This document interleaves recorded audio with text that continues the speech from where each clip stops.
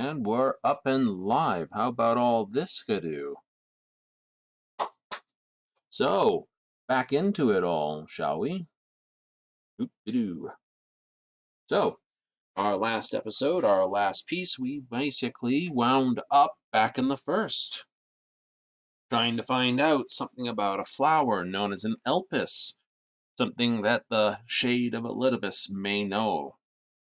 So, once more onto the breach we go. Found out that blasphemies and a whole bunch of goodies, this flower may have the solution. So, we hope on a flower, and we'll see if it's the first place we look. Let's just dive into it, because I see we have the standard amount of people here to say hi, thank you, and everything else too this morning. So sad. Anyway, let's just go there now. Oh, it's no need to hurry. Last time we saved ourselves here at the first Etherlight, so... And, oops, forgetting our goodies. And the Battle Squadron and a pair of oranges.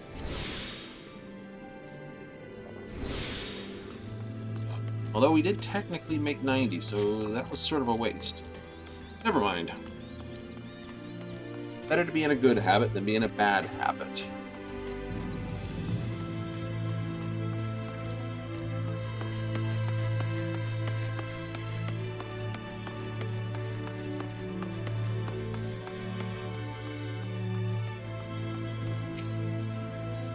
So, how's my levels? Pretty good by the look of it. Yeah, we're going inside. Kind of an interesting point. You can't sort of just like bum in here on your normal selves.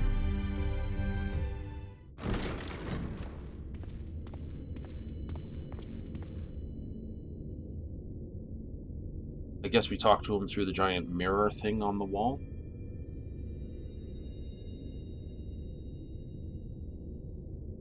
Memories.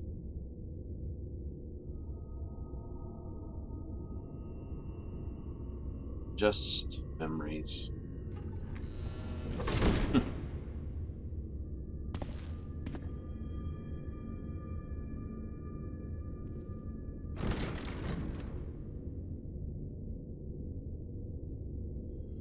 Ah. Control panel.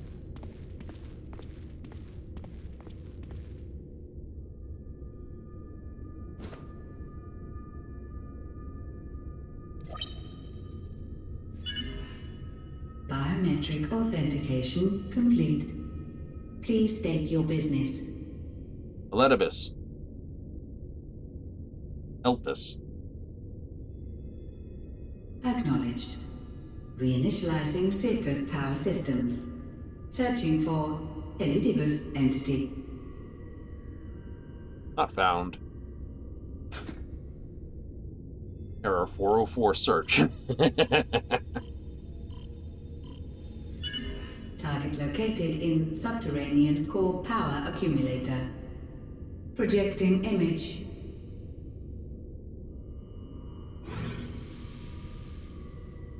My home. My friends.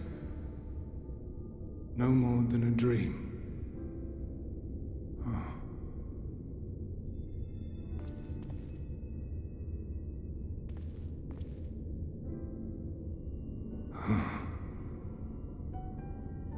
You. Why have you awakened me? I no longer sense those places beyond, or Lord Zodiac. You must explain all.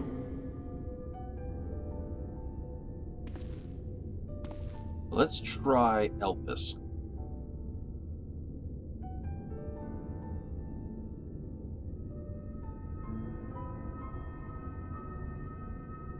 So, he is fallen, and my brethren's souls returned to the star.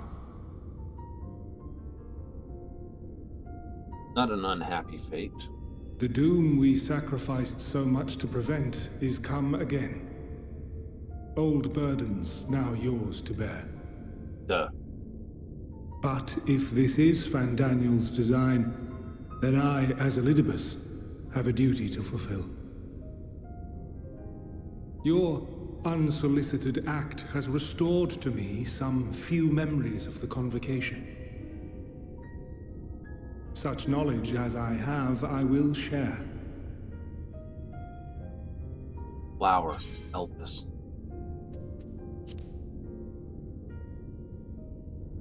Simple thank you. I do this not for you. I merely perform my duty, as I have ever done. Where to begin? The end. Your understanding of what caused the final days is consistent with our own. The decay first took root where the currents were weakest. Yes, a conclusion drawn by him, Fandaniel. Not the him of here and now, but as I knew him, long, long ago. Having shed light upon the phenomenon, he dedicated himself to devising a countermeasure. Were it not for his knowledge of the Celestial, we would never have made the connection, and thence forestalled the final days. And though he inherited that noble soul, how different this last incarnation, so consumed by self-loathing and hate. Such things lead you to the dark side. Elpis. Yes, the name is familiar to me. Yet I know it not as a flower, but a place. A testing facility for determining which of our creations were fit to be released into the world. I guess I'm going to Amarok. Shade. Many worked there. And before joining the convocation and assuming the title of Fandaniel, he was their chief. He was Hermes.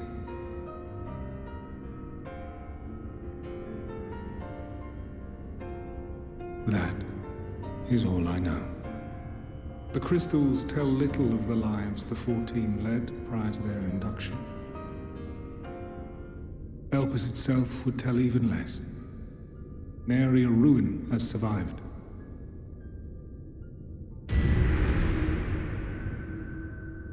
Wait. I saw you there. In Elpis. No. I did not. But I did. I did. A lingering trace of impossibility. And a truth that fills my heart.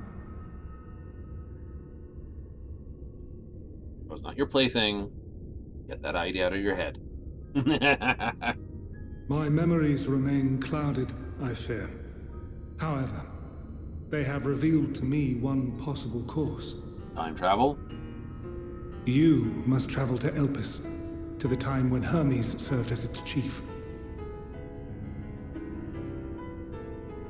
In glimpsing the Exarch's memories, not only did I make his summoning magic mine own, I also mastered the workings of this tower, which, having absorbed my empowered essence, now harbors an abundance of energy.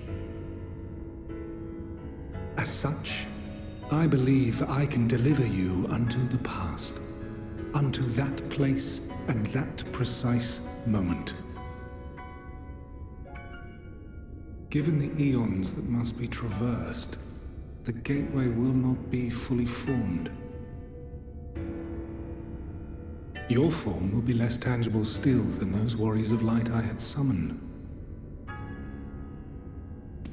In all likelihood, none will be able to see or hear you. Well, that's good. Better not screw with time. Yet even should you manage to interact with others, you will be unable to effect meaningful change. Good. One does not mess with For the the time reality streams. you wish to save, the reality to which you must return, exists as a result of the final days. You cannot reshape the past to undo the tragedies of the present. Cannot unmake the sorrow and suffering fated to come. In full knowledge of this, will you still entrust your life to your foe and make the journey?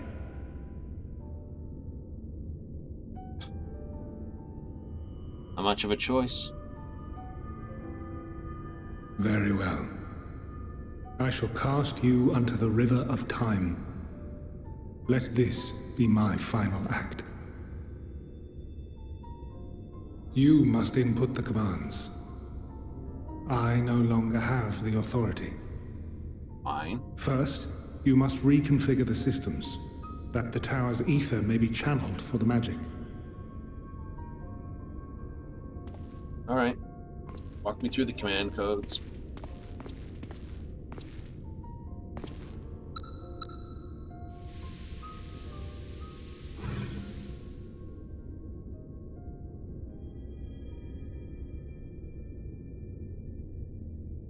The preparations are complete. The gateway will soon open. Return at once to the ocular.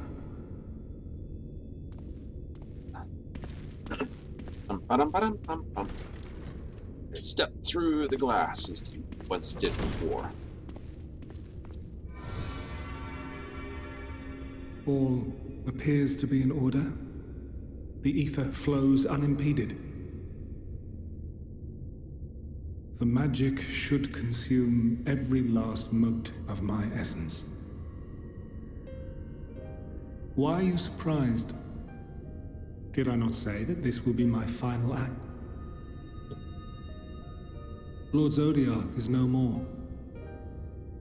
There is nothing for me here. The ones I love and long to see again are waiting in that promised land, beyond memory and dream.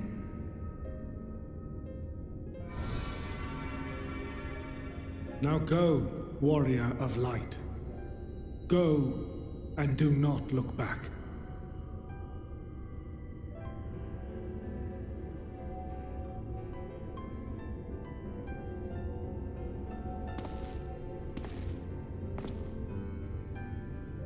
Well, Heidelin, I take my leave of you. Yours is the mantle of the last of us. Full credit. May you have the joy of it, the burden, and the solitude. It falls to you now. You and your champion to save our star.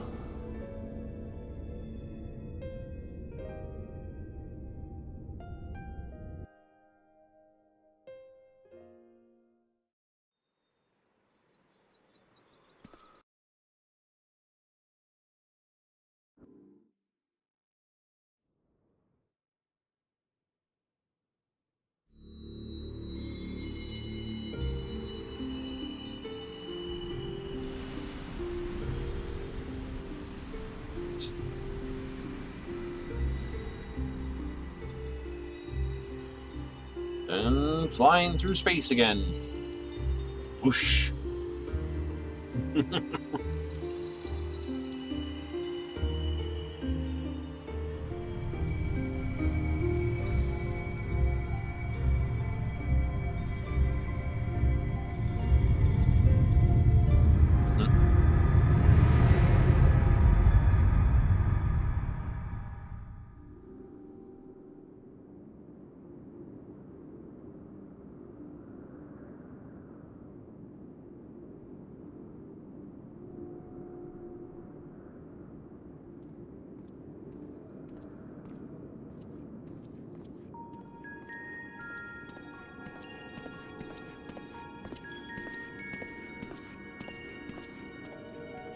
That makes sense.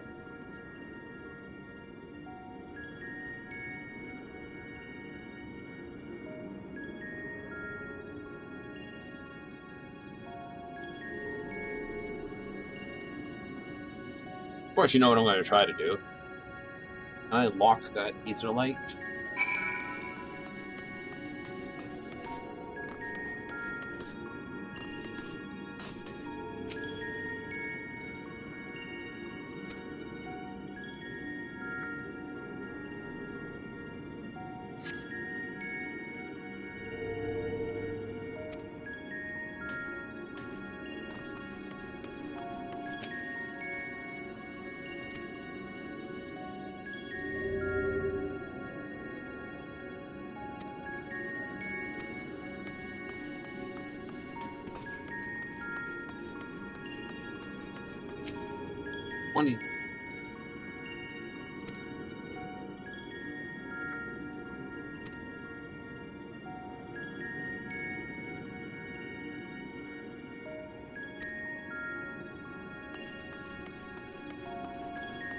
Actually, the last thing I'm looking for is over here.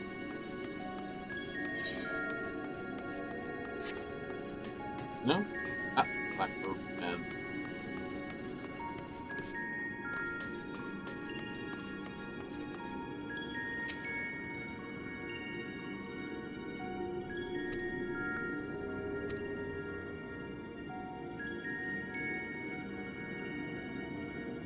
Not listening to me. Scream at him in all sorts of obscenities. Alright, you!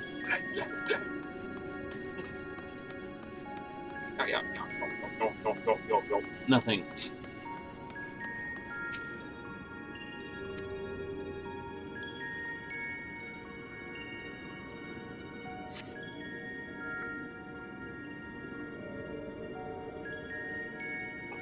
How about I just try to put my hand through the door?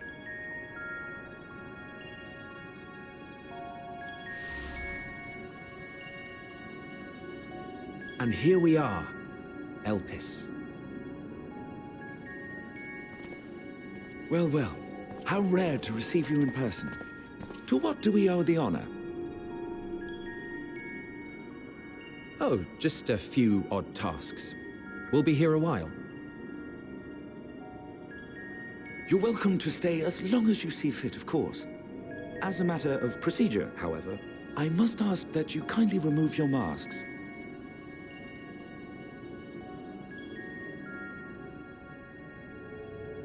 Come now. Is this truly necessary? Surely you can tell who we are. Who you are, perhaps, but I am far less infamous. Regardless, if we do not follow protocol, 'tis our hosts who would be held accountable. So, please, do favor us with your handsome face.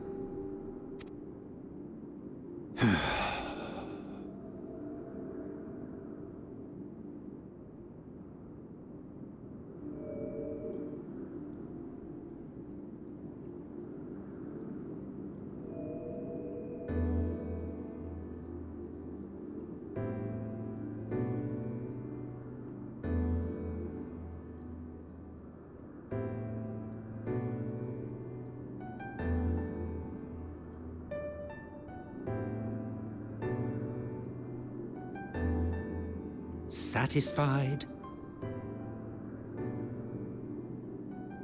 I thank you for your cooperation. You are free to go about your business.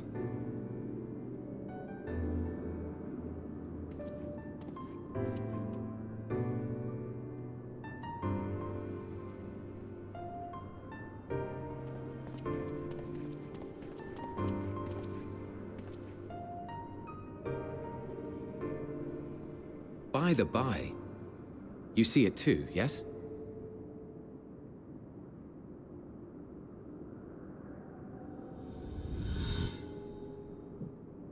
I haven't the foggiest what you're talking about.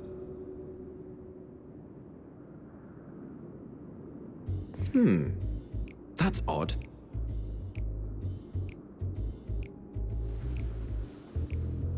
It's right here.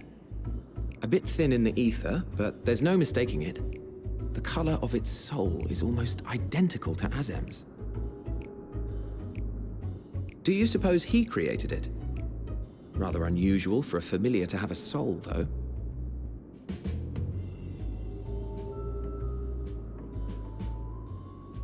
Don't ask me. All I know is that it's trouble. Doubly so if it's his spitting image. So let's leave it be. Come now.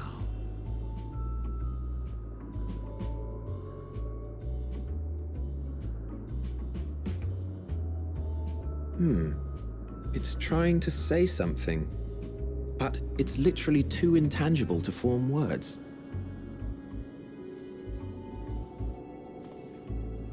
Why don't you give it some ether? Spare a snifter of your bounteous reserves. Snifter's a glass there of. Who do you take me for?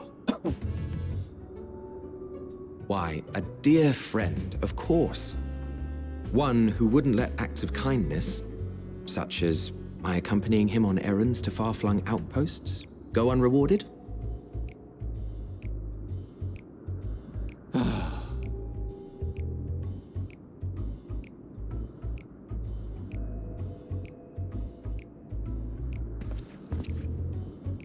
I suggest you close your eyes, or this may be unpleasant.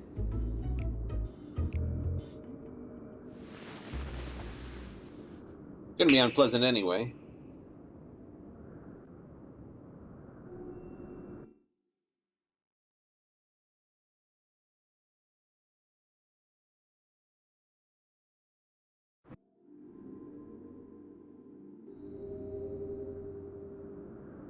You may open your eyes.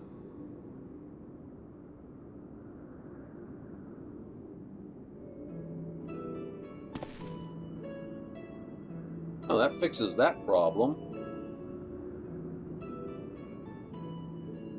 Oh.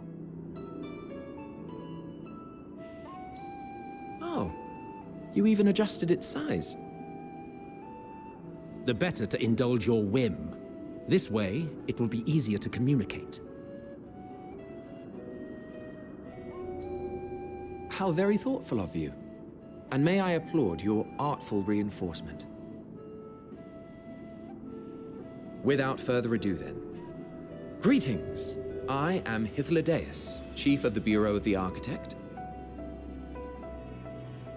Sulking beside me is the most honorable Emmett Selk of the Convocation of 14. And how might we address you, my new friend? Darkfire. A fine name. And I'm pleased to see you understand our words. So, tell us, whence have you come? The thinness of your essence suggests you weren't created here.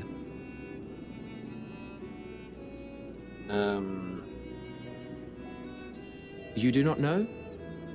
Or cannot say? Allow me to ask a different question then.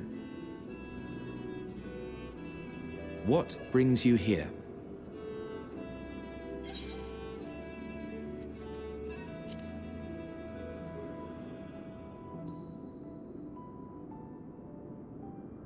Well now, the same as us.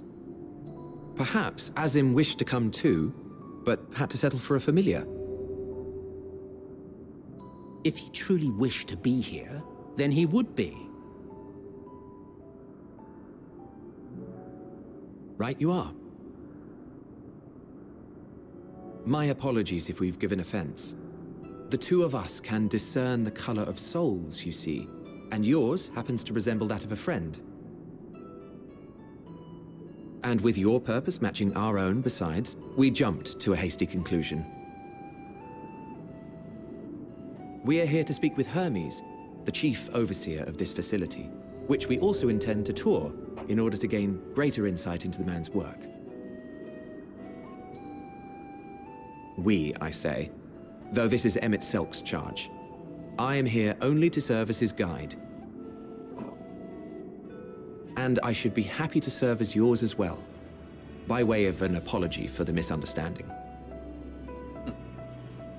Wait, are you suggesting that we bring it along on official business? This thing we know next to nothing about? If you harbor suspicions, better to keep it close than leave it to its own devices. Wouldn't you agree?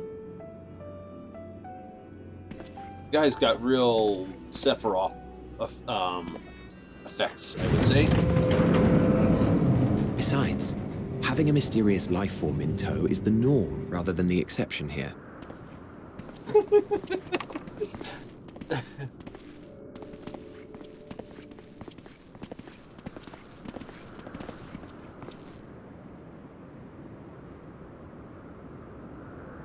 Welcome, my friends, to the testing ground of creation at Heaven's Edge, Elpis.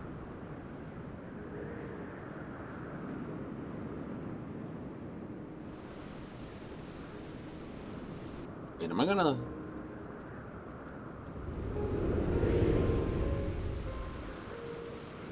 Eidolon? This presence. Uh-oh. Everyone wants one for a pet. Oh no. New race people want to be too. Hermes! Visitors! We have visitors! You know it. Everyone's gonna want to be.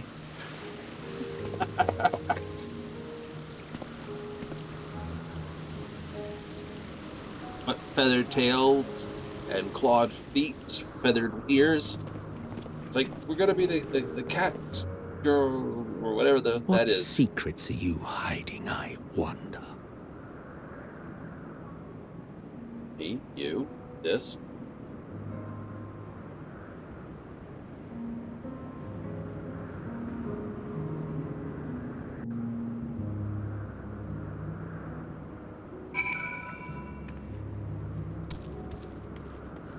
Can't go back, can I? Nope. Alright.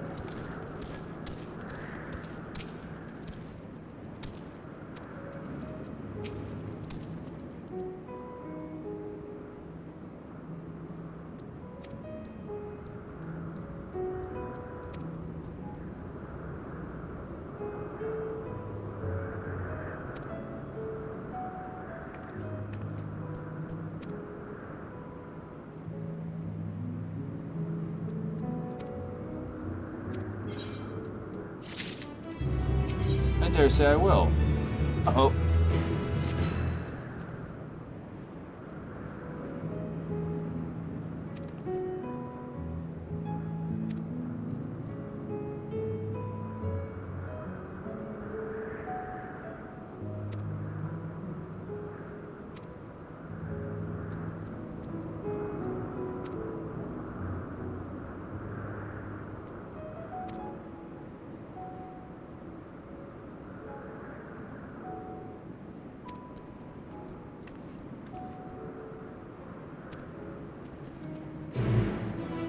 Go make a robe. Okay. So that looks like... I will bet... Travel maps. Travel. Map. World Unsundered. Still have a place we don't know. Sea of Stars. Oh, right up on the moon.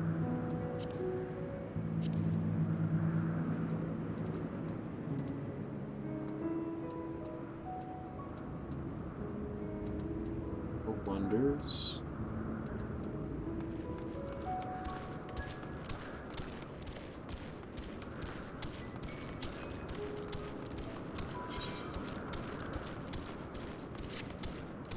We will. Oh, everyone's 86 around here. Fair enough.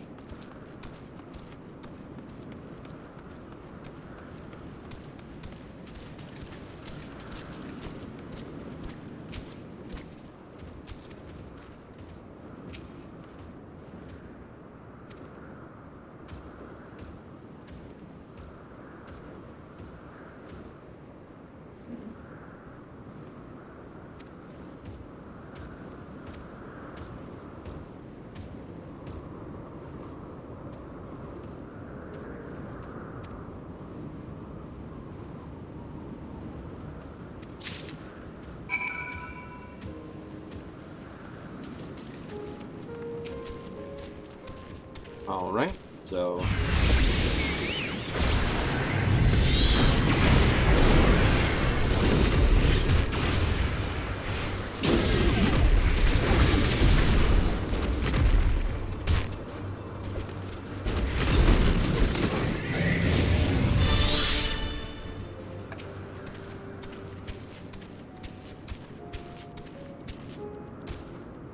Okay, and next thing I want to do is...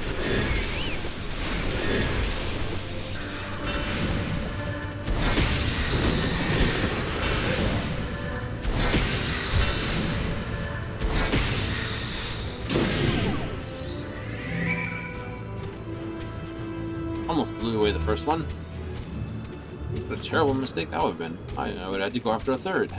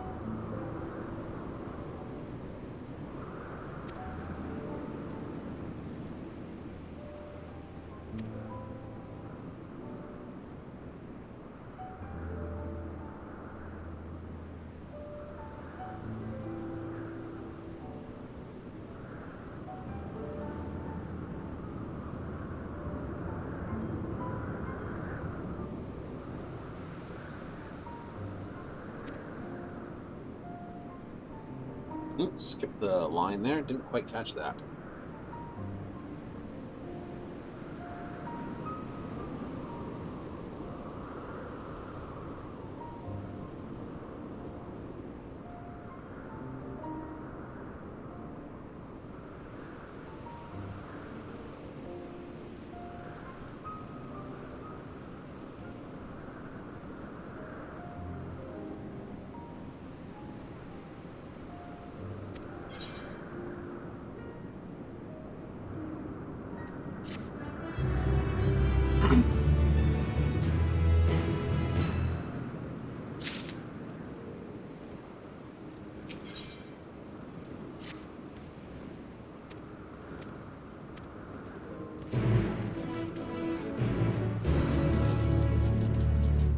And okay, there's no prerequisite for wearing it.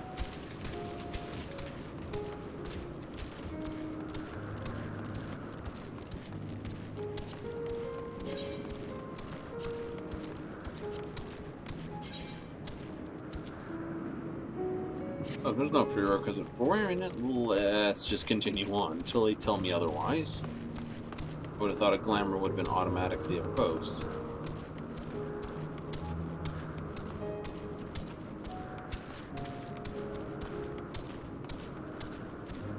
Rhinoceros. I suppose that is what they are.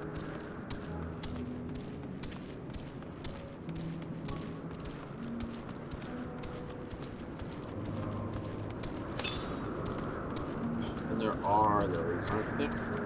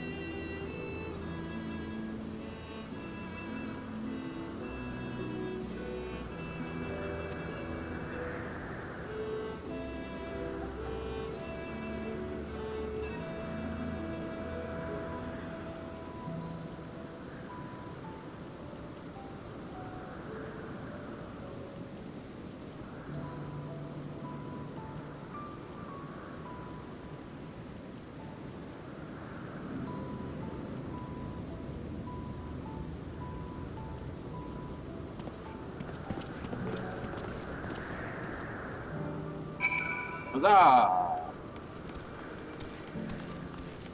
There's an ether right there, and that's my first location.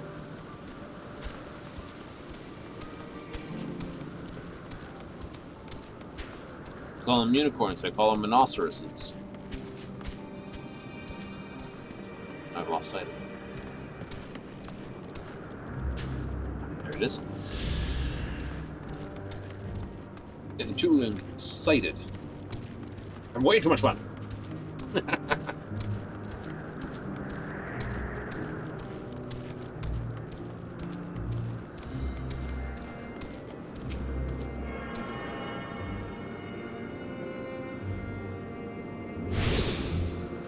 Oh, wow.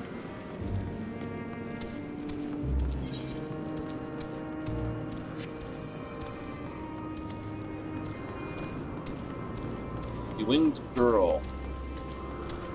Like I said, everyone thought once the Bureau were there, it's like, we want to be Bureau, we want to be the cats.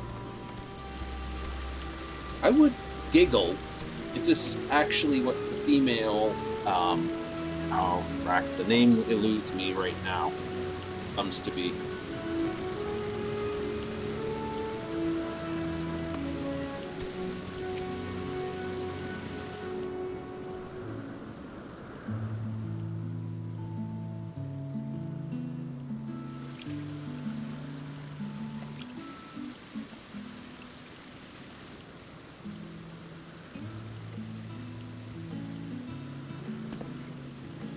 Ah, you are...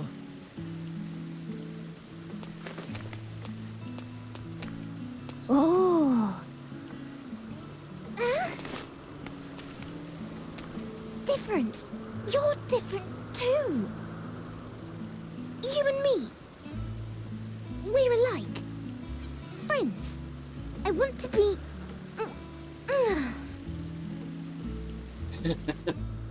Wait. Please. Wait.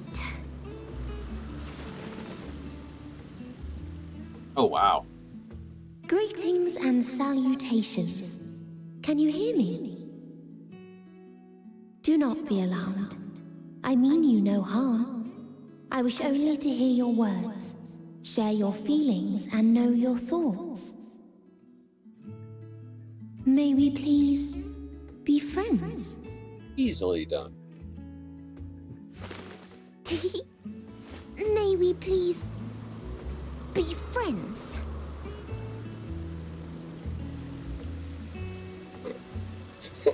Ah, I see you found him.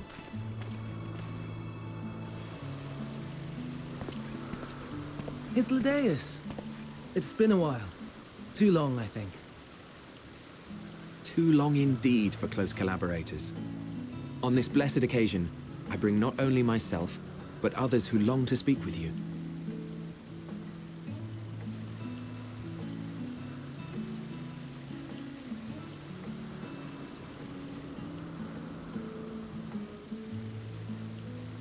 You were of the convocation. Emmet Selk at your service. Do I have the honor of addressing Hermes, Chief Overseer of Elpis? You do. You have traveled far for it. Given your facility's purpose, its remote location is something of a necessity. Would that I didn't have to rely upon a guide. Oh, you wound me. Have I not ever been an attentive and helpful friend? But moving along to more agreeable company, this one we chanced to...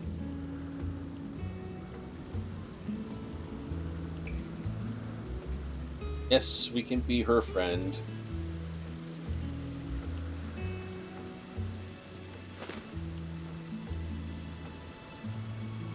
Well, you certainly have her attention. Is she one of yours, Hermes?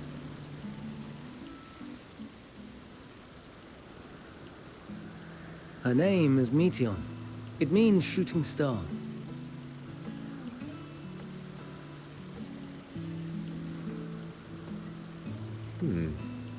If I may make an observation, her ether is terribly thin. I fear she might dissipate at any moment. Nor do I believe you've made a submission to the Bureau. I would remember such a concept if you had. I haven't, as you say. I judged it too early. She's a pet project of mine, still undergoing preliminary testing.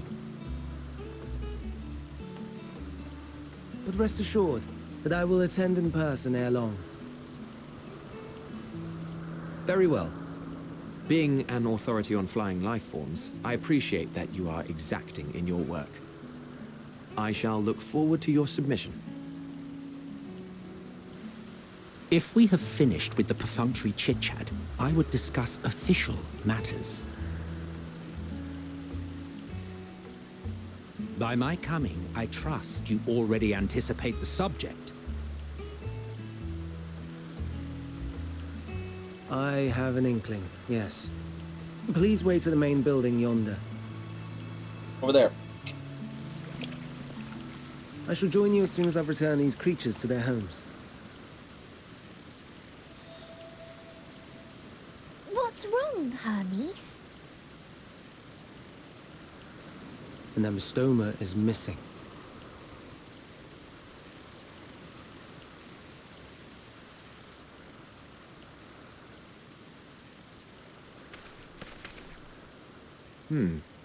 I may have found it. A creature with the self-same ether as those there, nestled in the boughs of a tree outside the grounds.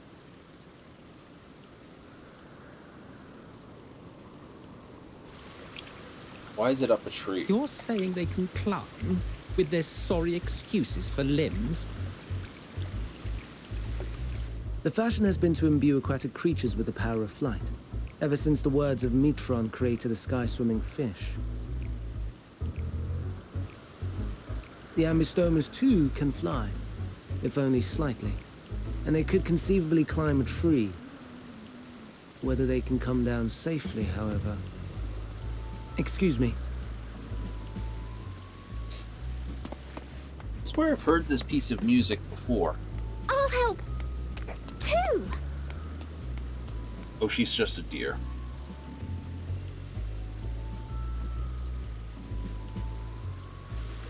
And what are we supposed to do with this lot?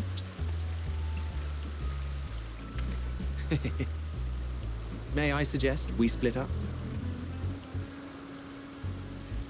If you would be so good as to assist Hermes, Emmett Selk and I shall keep an eye on these adorable creations in the meantime.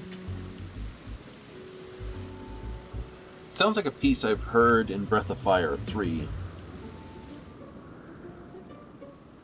Very similar.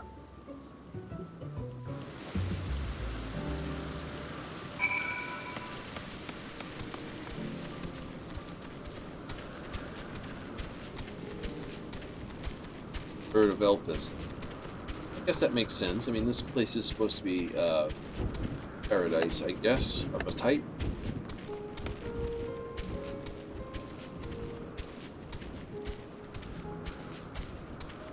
Patreon.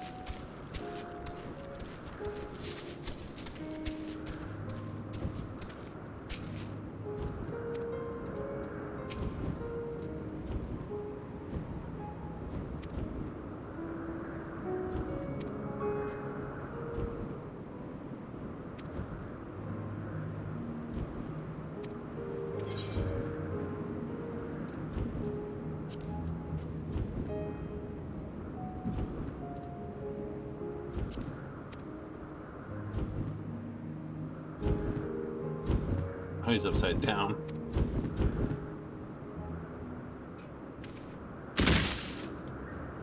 That did not sound like a 2-point land. Yeah, it did.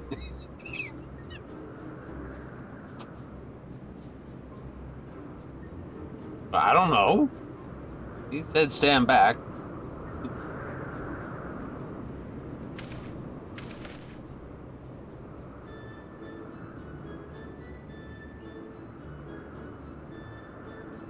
You and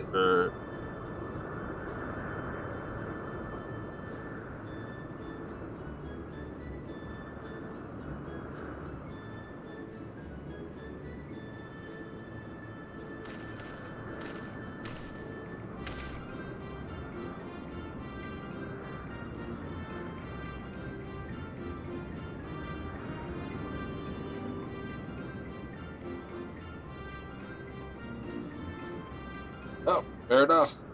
It could fall and go splat.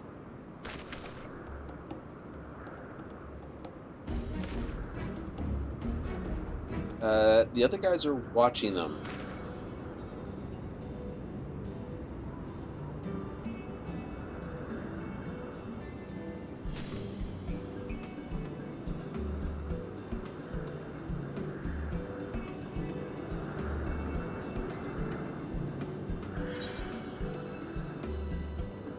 Like I said, how many people are going to want to have the effectively the wings and the feathers versus fur and claw?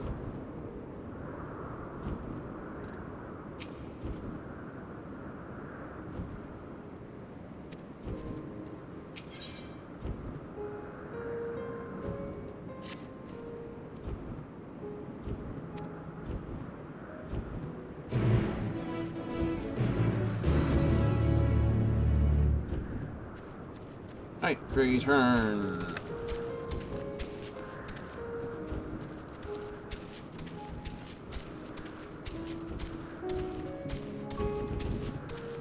This way, back.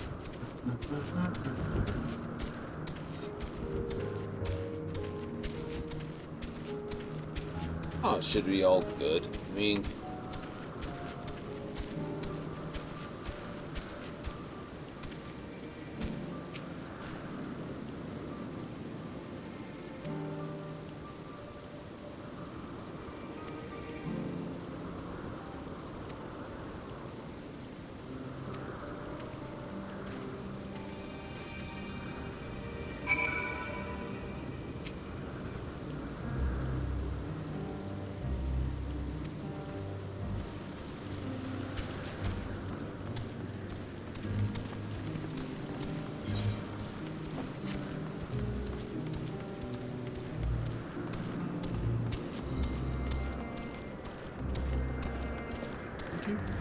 Wait, it's a gemstone. Yeah, it's a gemstone tree. I was gonna say, wait. Chocobos, yeah, ignore the giant bird that's following me around. The little glowy thing. This is, you know, seeing things, yes.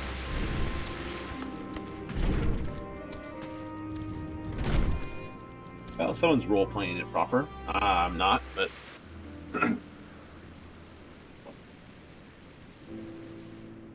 This appears to be the place. And here is where we part ways. We will be discussing highly sensitive affairs. Only a select few may be privy to such knowledge, and that does not include someone who cannot or will not divulge their origins.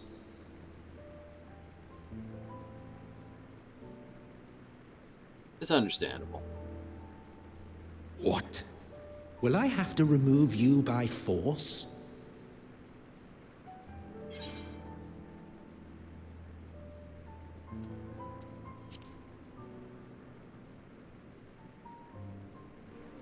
Let's hear them then, these reasons of yours. Who knows? If I deem your mysterious cause worthy, I may even be inclined to offer my assistance. I do not object to his attendance. Hermes, this is highly irregular. Perhaps, but I believe he can be trusted. Meteon would not have taken to him so quickly otherwise. Moreover, the presence of a third party may help me to maintain composure.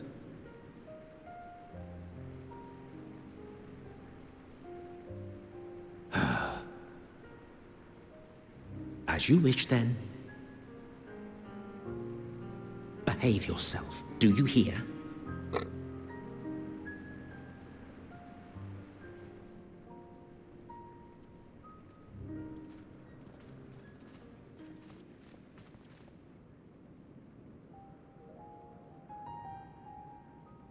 Hey, Jay, I get the good seat the house here. So, it's finally happened, then.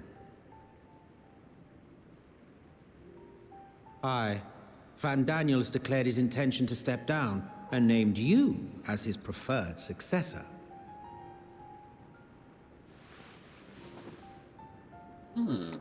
In recognition of your knowledge and your works, the Convocation is giving the recommendation due consideration.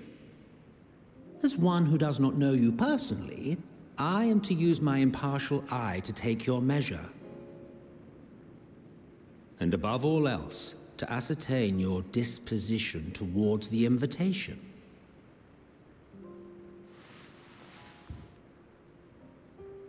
I understand that you and Fandaniel are close. He himself was once chief overseer of Elpis after all. I should not be surprised if you knew before anyone else that he wished to relinquish his office. I did. He told me that when he fulfilled his purpose, he wished to pass the torch to me. A torch you seem none too pleased to accept.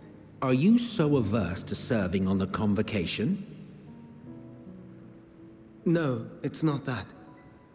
For a humble researcher like myself to even be considered is an honor beyond words. But? No. What troubles me, what I struggle to come to terms with, is the very fact that Fandaniel is stepping down. Does this not mean that he will return to the Star?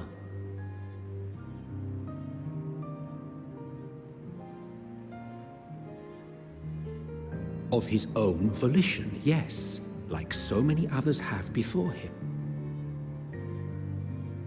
Return to the Star? Does that mean die? Well now, that's not a word I hear often. Is that what you say here in Elpis? Mankind is the life of Aetheris. Each of us, a drop of blood flowing through its veins, bearing sustenance. In our finite time upon it, 'Tis our duty to make it a better place, that all who call it home, now and in future, may abide in happiness. To that end, we have dedicated ourselves to the pursuit of enlightened creation. And by our efforts did we transform this once untamed wilderness into the peaceful paradise you enjoy today. Something tells me To return to the star whence we came is a privilege afforded to we who have so loved and nurtured it. A choice embraced by those who have lived their lives to the fullest, in service to our world. And when they depart upon this journey, it is beautiful, always. The 14 are no exception. 'Tis believed no occasion is more felicitous than the fulfillment of one's duty. Our office becomes our lives, and to retire is to return, or so the majority of us hold. Some few have elected to eschew custom.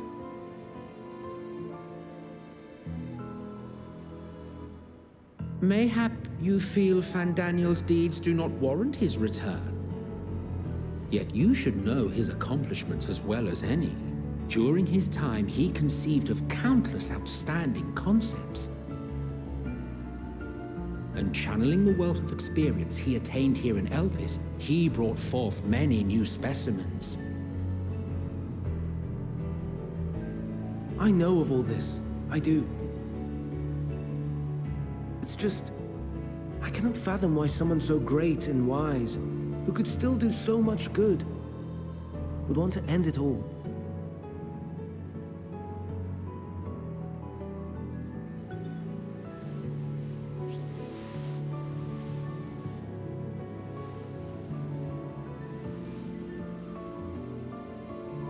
Oh no, I've made her upset.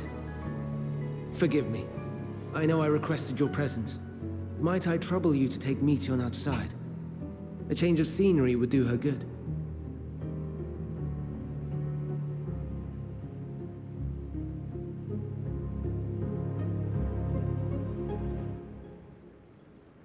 She reminds me of Siren a lot.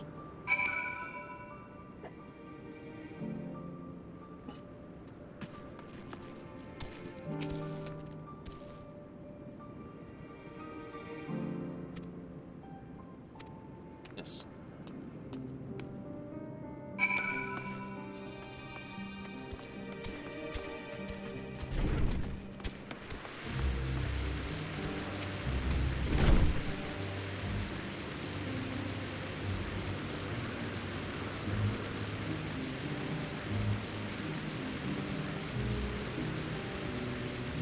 Stop others from Elpis. I can teach you.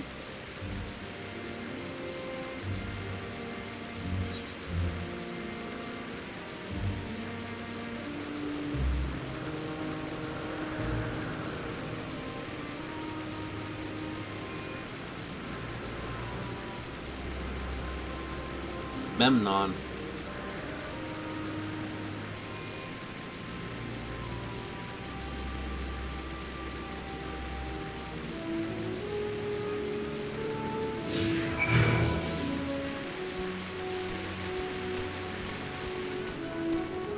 Medion.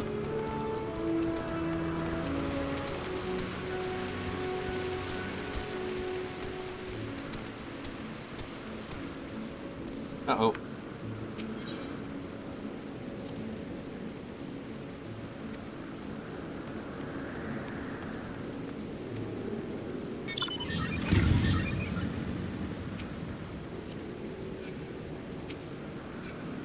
Damn it, Carbuncle.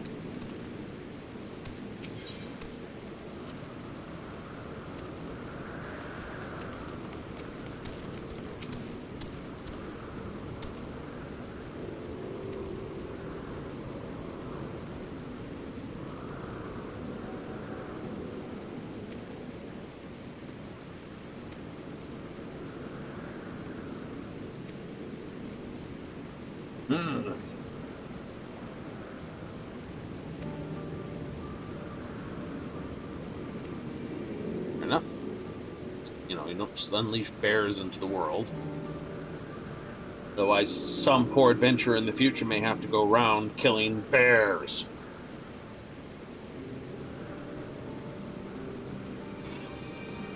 Terrible.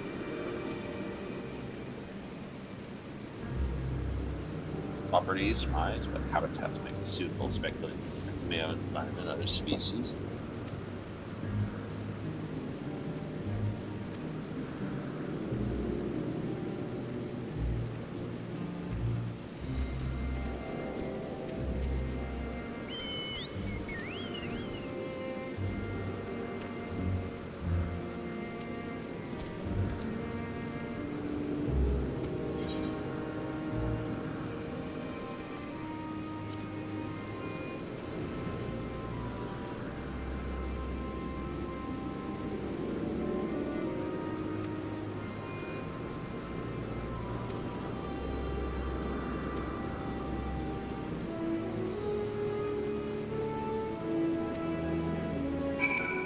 Kind of creation. Something no one's watching. Fat cat.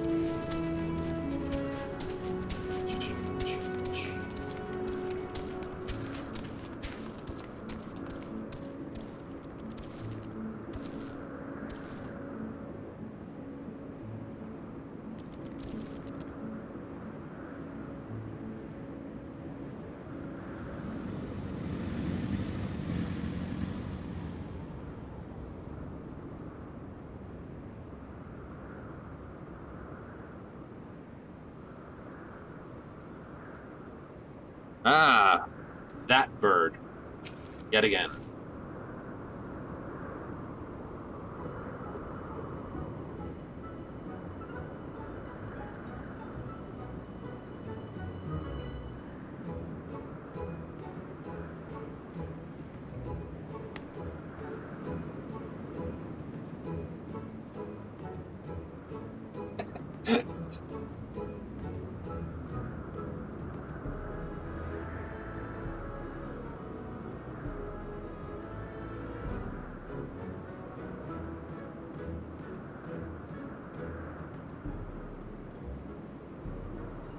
Blank. Zoom in, zoom in. There's nothing to read.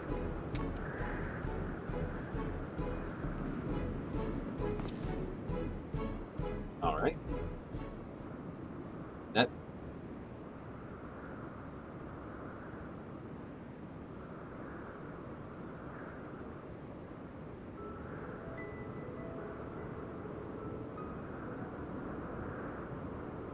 Well, that's fine, but this is.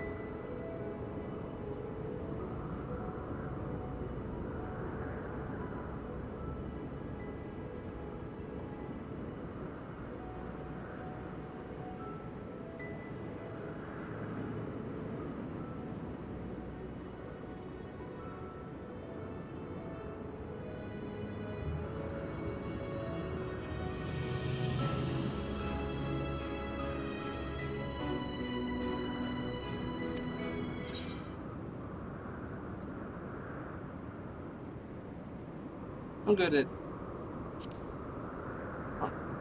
Pretty good at making things, to be honest.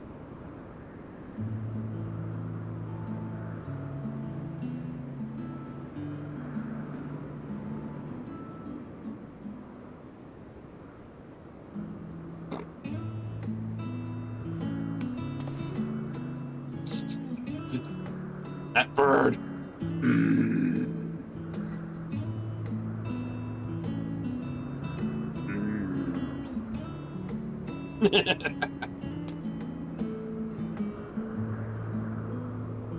Do an F.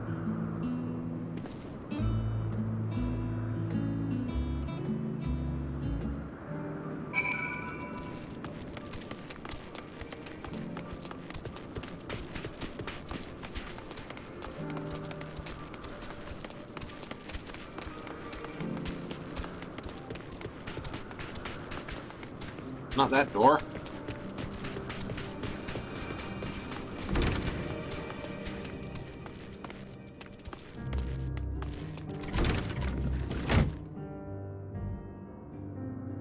Steady on.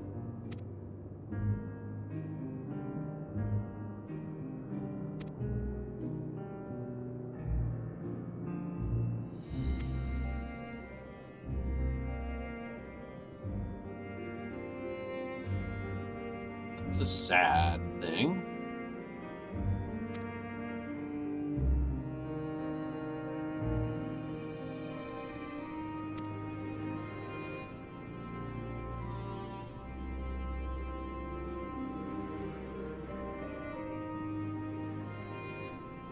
Wow. Okay. Harsh.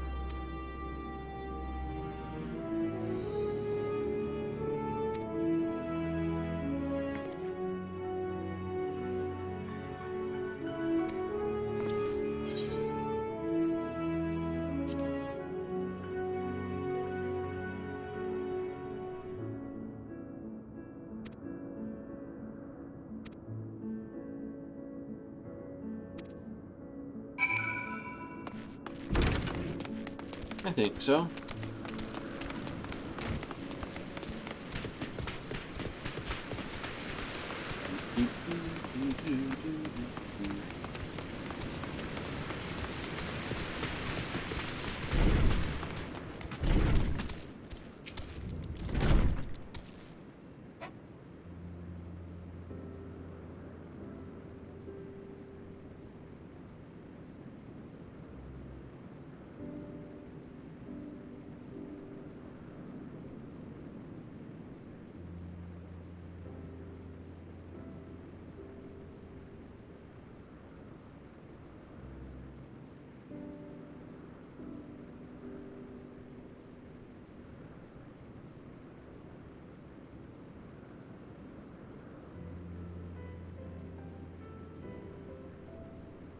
Hey, bombed you.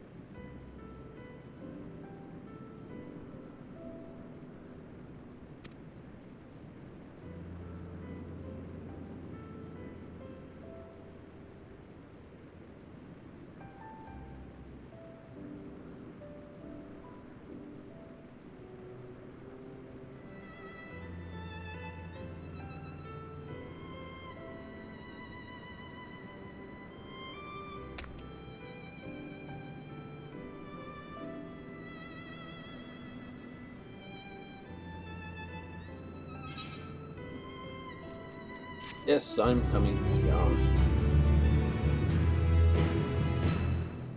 I don't know anyone who could turn down that amount of cuteness.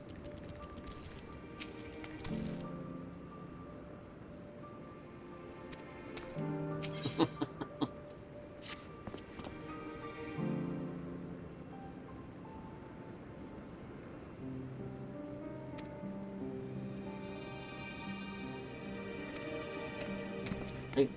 But like I said, I can imagine everyone's like, yes, we're gonna have the bunny boys, we're gonna have the cat, second set of cat girls, and then Medion was there, and everyone's like, ah! Panic! No, no, something far cuter.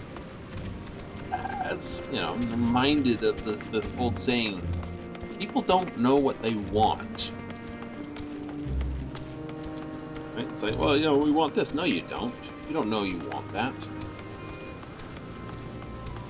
Right? Just take the iPhone as a prime example. People didn't know they wanted smartphones. Before smartphones existed, no one knew they wanted an iPhone. Right? No one had the foggiest clue they wanted that until, well, iPhone.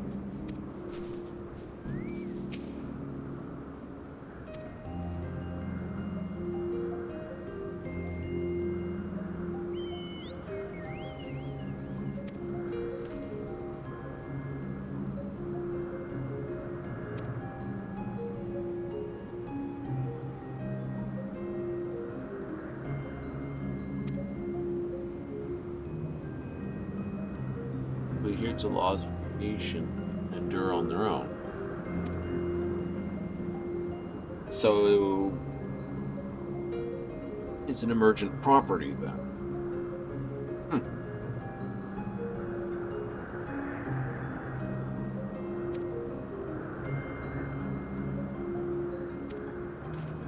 So, my poor little carbuncle has no soul.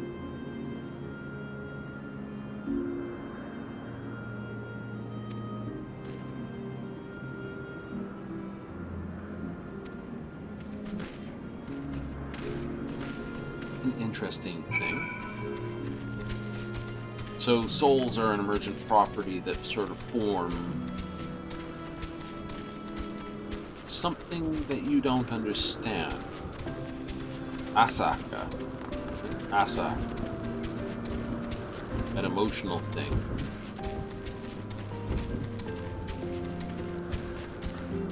Entirely.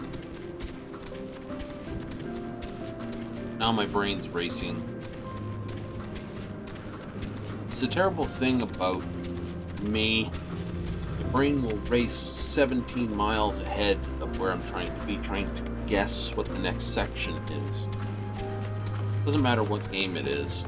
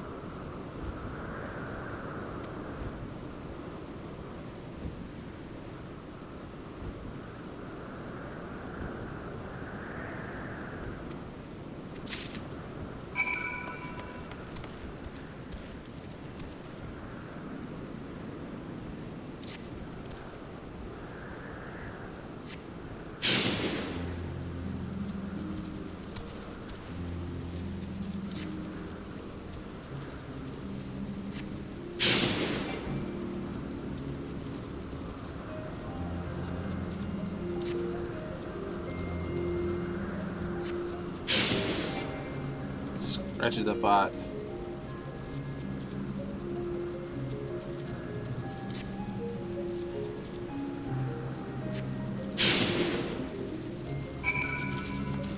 I guess I hit that. I didn't obviously. Sparkles weren't the first thing on my thing, so obviously I hit them without realizing I hit them. But going right back into.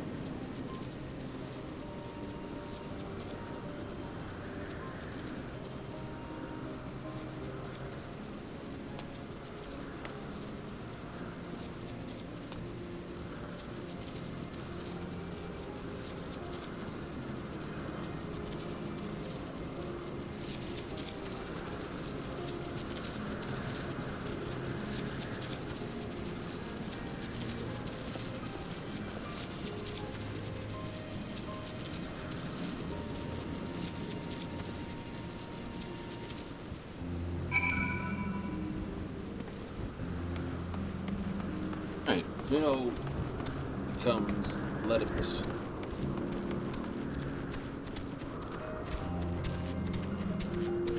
The M itself is already part of the convocation, his true name being Hades. looks like Laha Brea is his title, not his name, and his real name is long lost to me.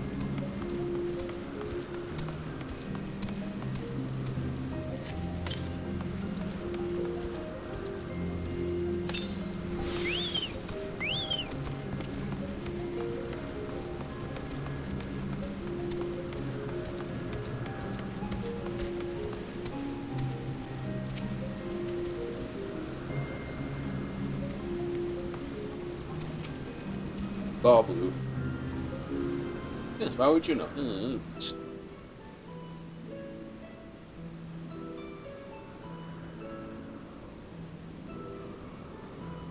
Amazing, is it not? The Ampelos, one of our newest subjects. Considering this is where you start with Ul'dah, too. So, how are we coming along?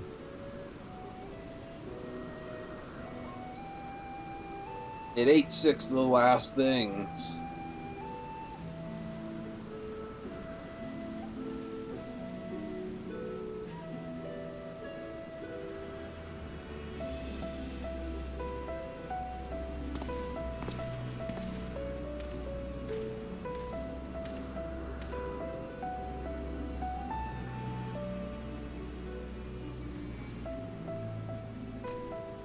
This place is Elpis. Those flowers. Elpis. Entelekis. Like me.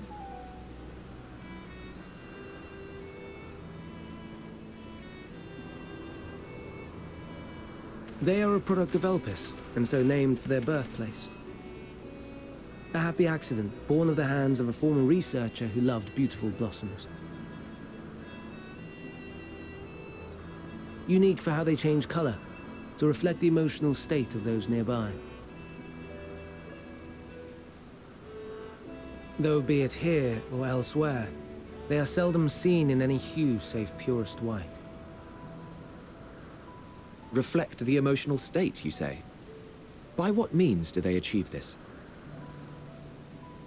In creation, there exists an energy wholly apart from ether, one driven by emotions. Here we go. In like manner to how we manipulate ether, this flower is subject to the influence of said energy.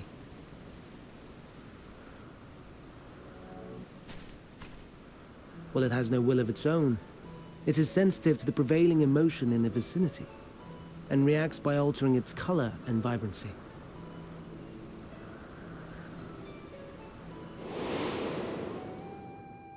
Akasha? It is one of the unseen energies defined by Harnish alchemical theory. Though a gross oversimplification, some describe it as an essence influenced by feeling.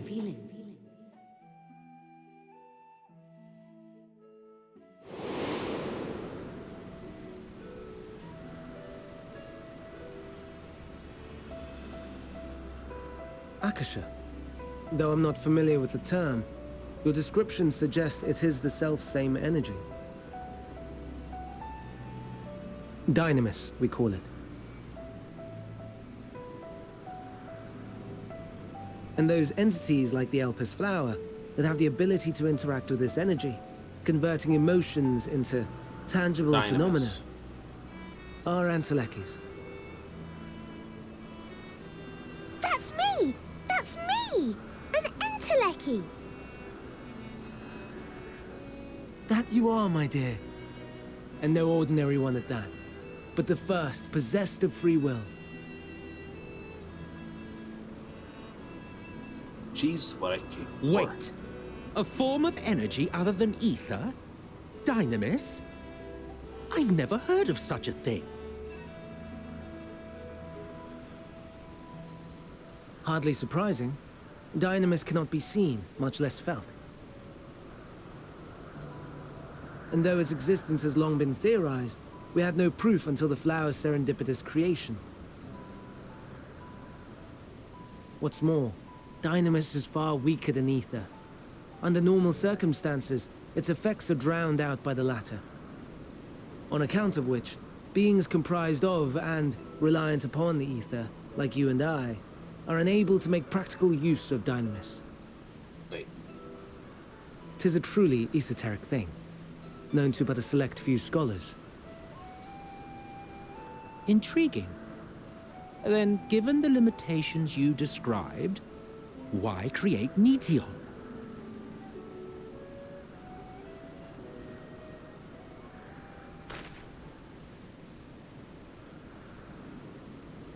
Our star, Aetheris, is especially rich in ether. So much so that its name is derived from it. Fair enough. However, when we consider all energy in existence here and in the vast space beyond, dynamis may account for as much as 68.3%. Oh, they had to get that A more 0.3 in abundant there. form by far. Were we able to control it, we could open the door to limitless possibilities. 'Tis not unlike a gently flowing stream, unable to break through the dam of ether barring its path. But if we could imbue the stream with the vigor of a raging river...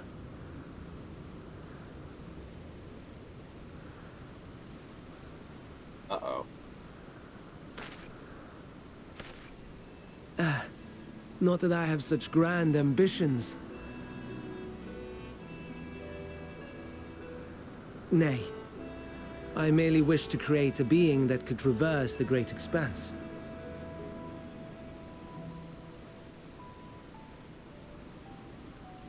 The relative scarcity of ether beyond the bounds of this star was a concern.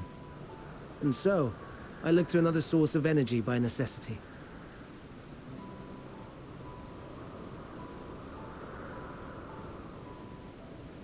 That being dynamis.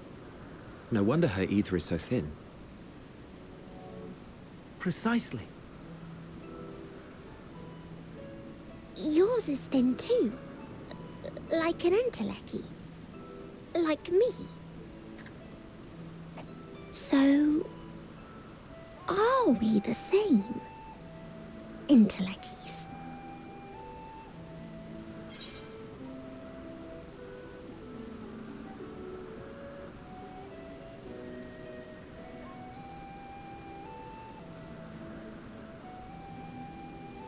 Well, yeah.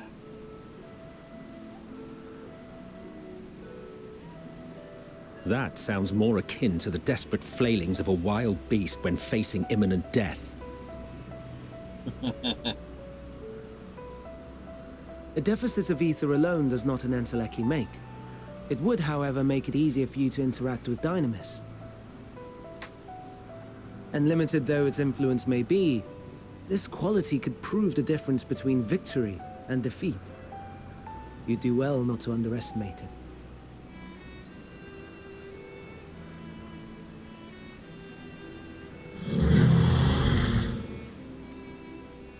Oh dear. I'd forgotten about the poor fellow. You must excuse me a moment while I go and verify a few more things.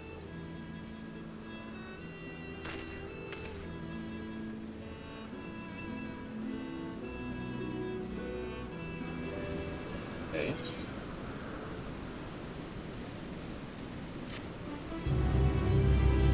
Where the ether runs thin. So, either something's draining away the ether. Damn it, bird, get out of the way.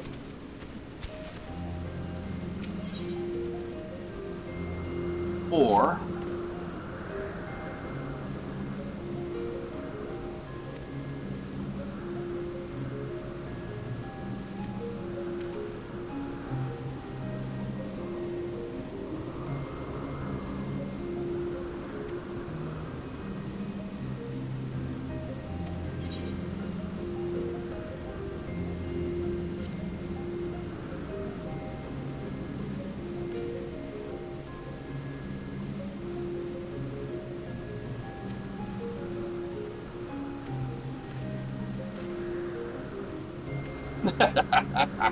this is Eletibus, and this is, of course, MXL for Hades.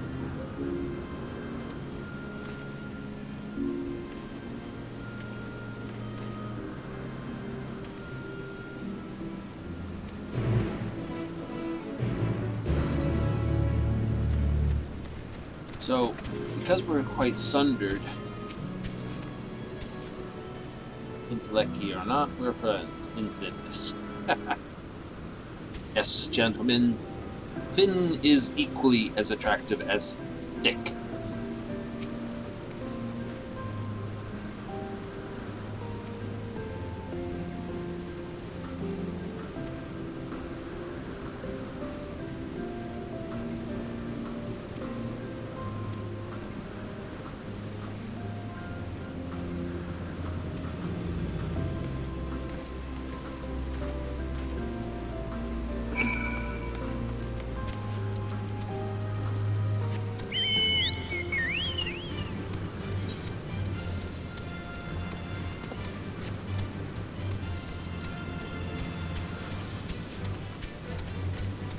Rum, bum, ba-dum, ba-dum, bum, bum.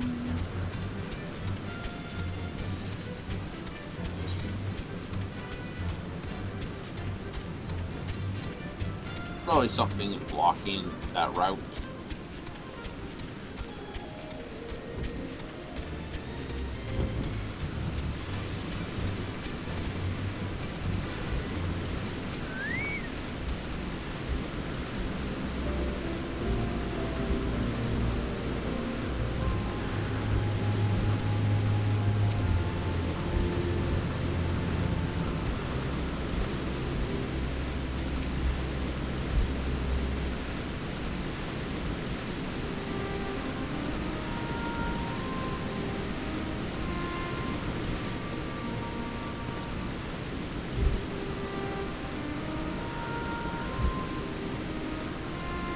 Yes, that's right. This one has a problem.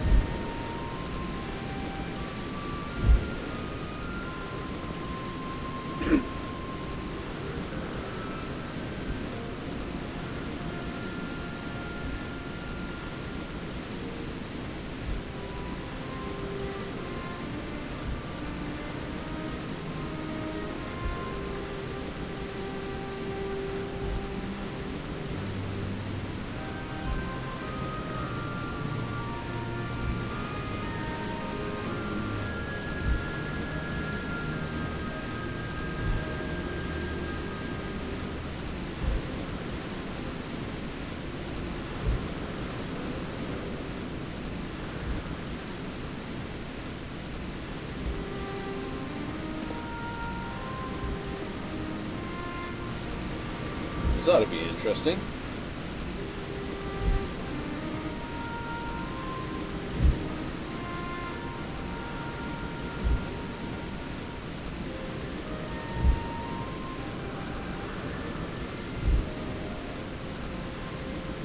That's why you could turn into a horrible monster covered in masks and just being, you know, really ugly.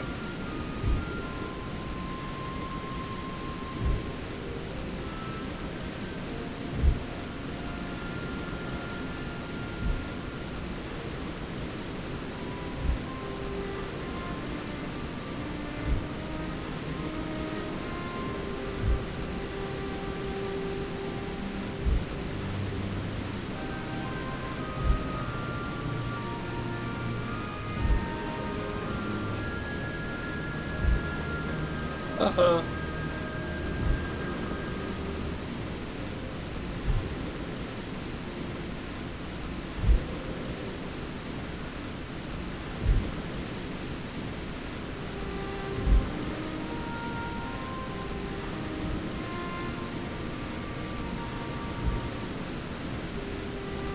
Uh-oh. I agree. This is up to mischief.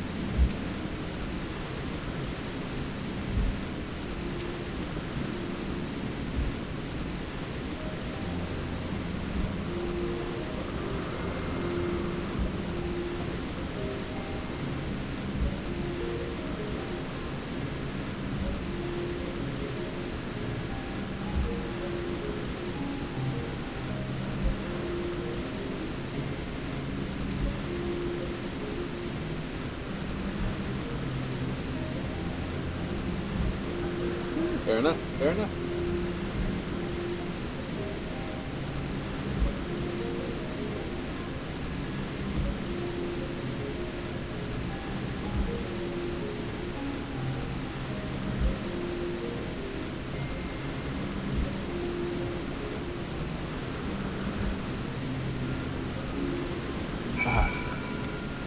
We got a part C to do we? Go. You didn't just disappear like right across the island. I'm just gonna disappear right across the island. It did, right across the island. Like, I went from here to here. Why? Because it did. It's like, wow, man.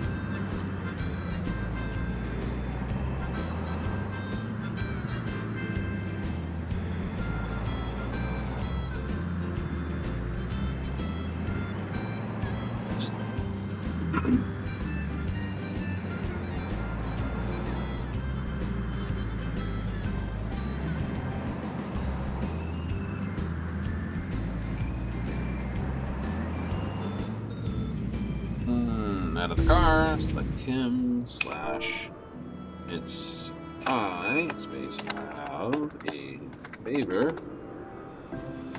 to ask. Oops.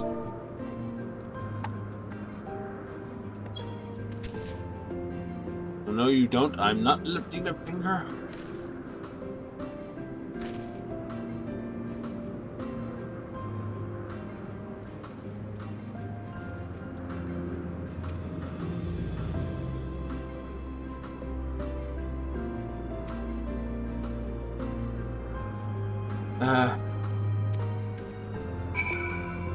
Make us do this.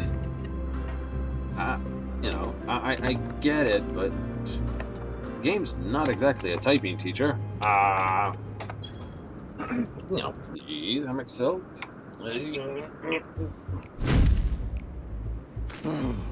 No, no, no. You are not foisting this nonsense on me.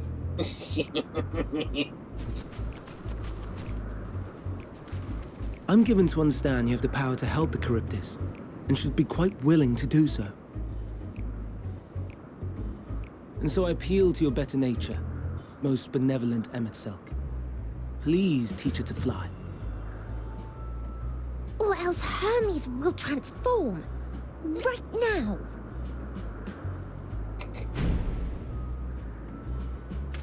Now, there's no need to go quite that far. Altruism is its own reward, as I'm sure he would agree. Oh, would he now? And who contrived to put me in this position, pray tell? Nothing so devious. I merely suggested a possible course of action.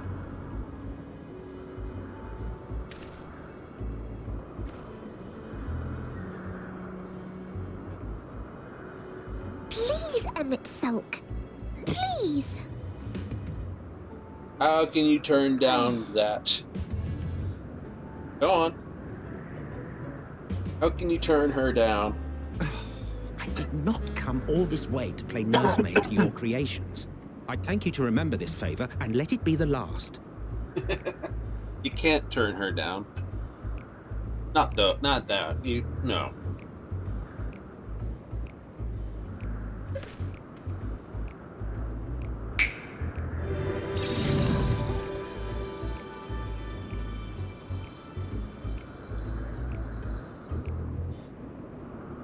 I will aid it once it is taken to the air. It falls to you to shepherd it skyward.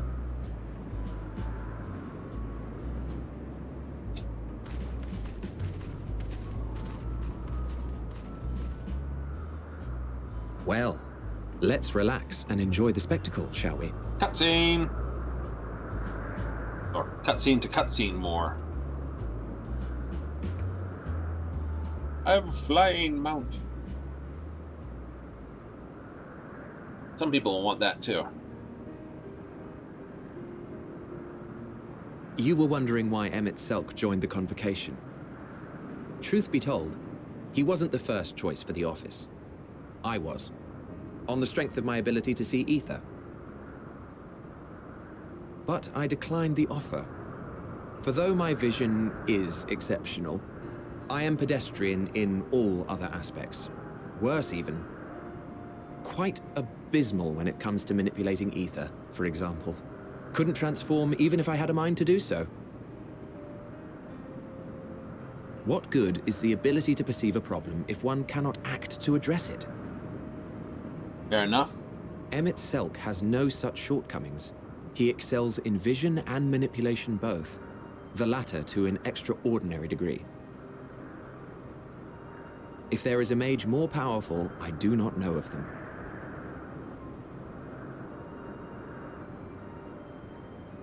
One's sitting right next to you, buddy. Thus did I recommend him for the office in my stead. And I wasn't the only one. Far from it. Countless others vouched for his skill and character. People the world over, to whom he had previously lent a helping hand. Oh, how surprised he was. Claimed he hadn't done anything remarkable for anyone. Modest to a fault. Yeah, we don't know anyone like that. He deserved every bit of acclaim he received. Yet he may well have gone unappreciated were it not for a mutual friend. Asm, right? A singular soul who can't help but involve himself in the business of others. Where he walks, excitement is certain to follow. His antics irritate Emmett Selk to no end. But much of his grumbling stems from genuine concern. When our friend calls, he never fails to answer and lend his talents. So MXL is the classic black mage. And in the course of doing so, he himself came to be recognized and respected by those around him.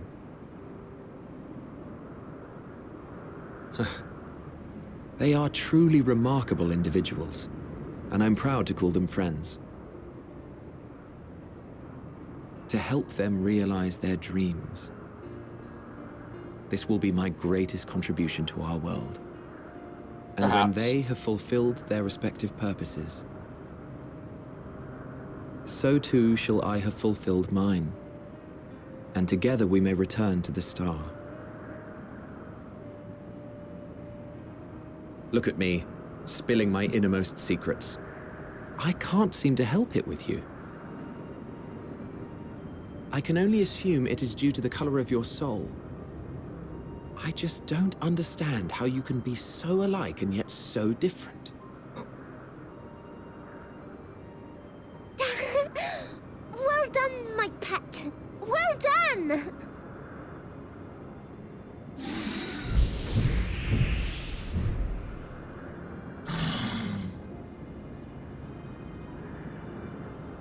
Ah, yes. I dare say the Charybdis will be fine here on. Why don't you go and signal to Emmett Selk? Let him know that his arduous task is at an end. What do? Wave at him? I don't seem to happen to have a flare gun on me. Donk one right on his head.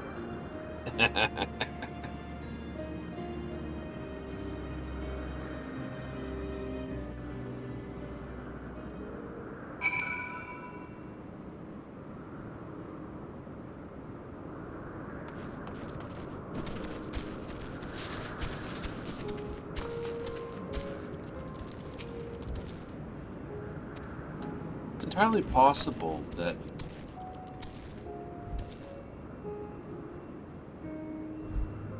it's not wave.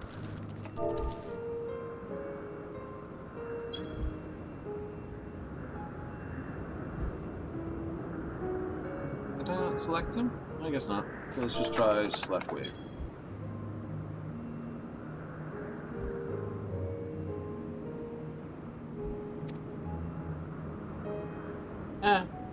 That worked.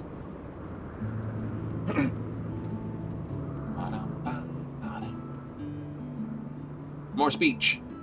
Oh, yes. We don't mind talking over this stuff. Just gotta be quiet, especially with her. She's too cute.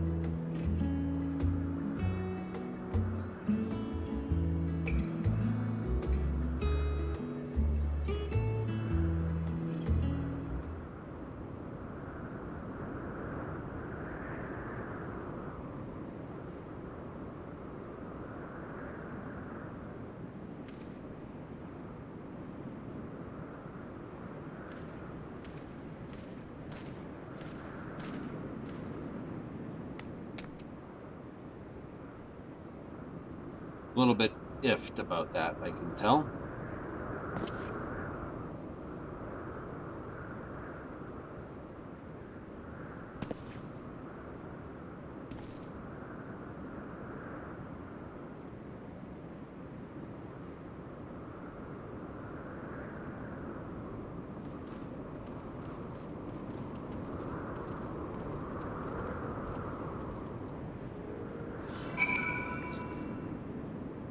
And back on the boat. Beep, beep. So, short of it is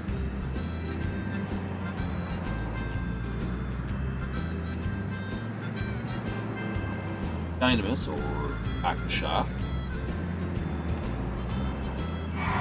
is... Oh, someone just got murdered. Hello, you. How you doing?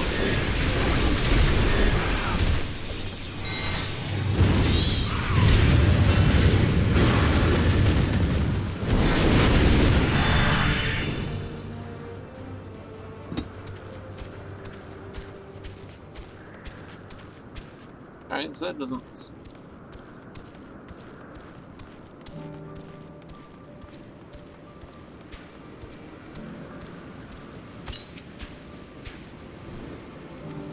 I imagine it would.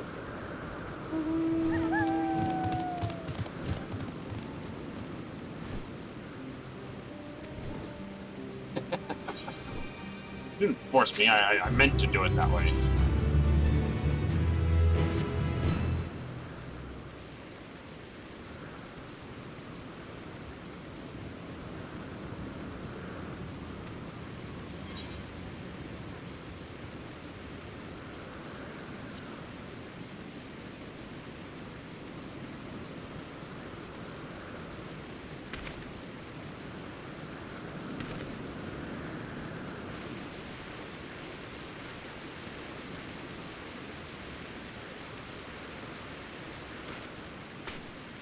Nope, Dynamis is what I'm interested in.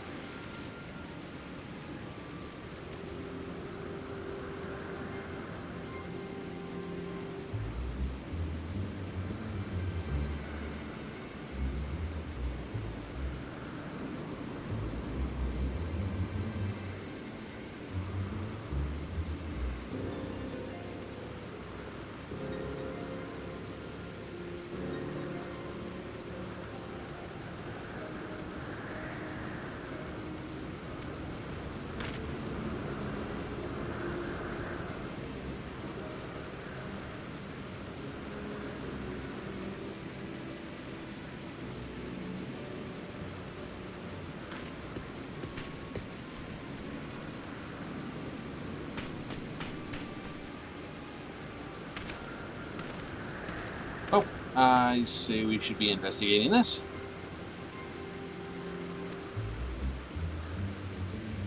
Oh, sort of agree myself. Also could say keep the little one all happy and protected.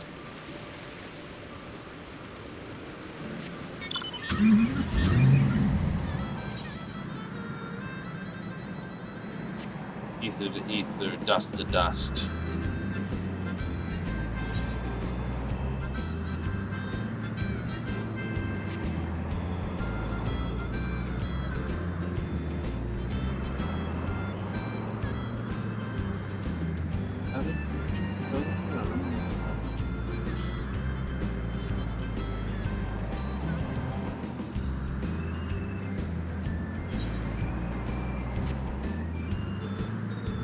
Over and down the hill.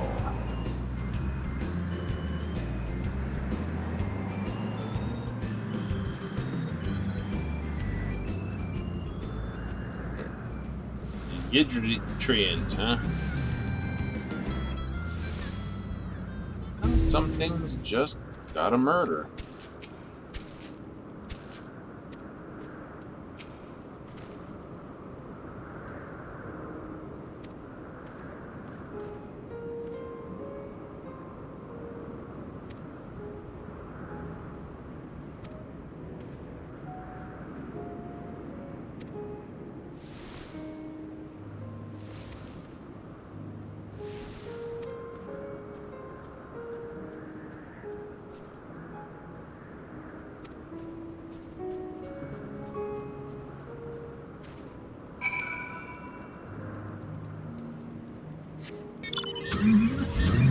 sort of a treant, dryad,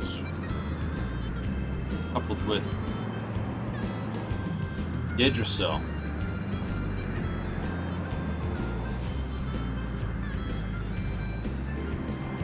What?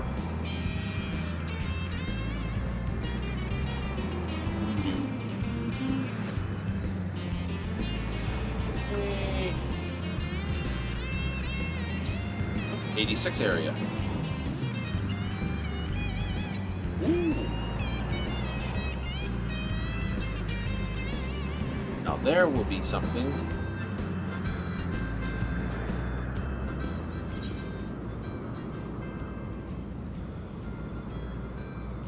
Okay, I'm going to leave you here for 5. Just because I can. Hey, Pegasi! Neat. Mostly because I'm not that far from this, and someone over here who is selling something. Junkmonger.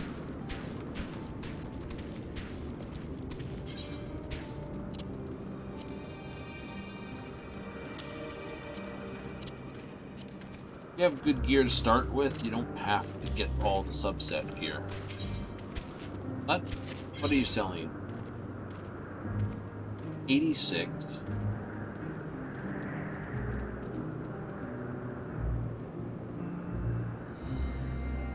$86, 539, 539. This is probably the level of gear they're selling.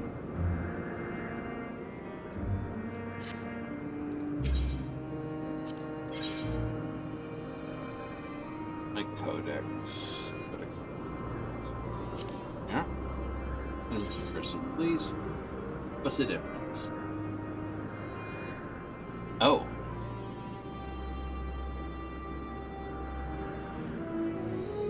That's not helpful.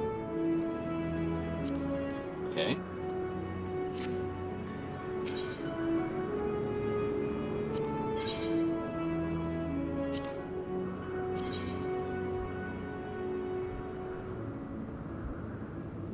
So,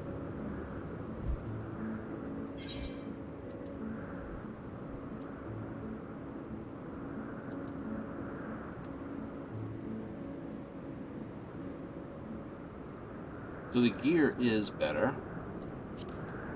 Look at this.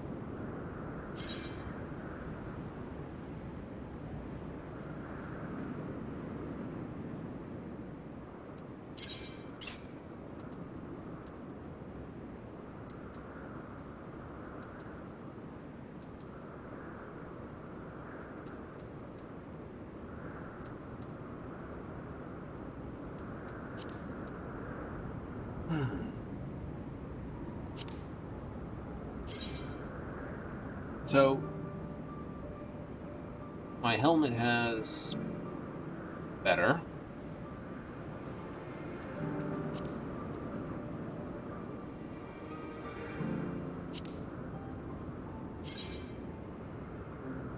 Same there. So, none of this purchasable gear is really worth purchasing. Still. Alright. Good to learn.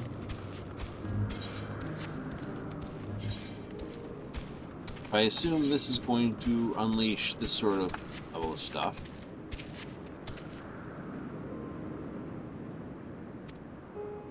Long blonde hair, I think. I'll know him when I see him. Alright. Have this little one follow us around. I could think of worse type of quests to do.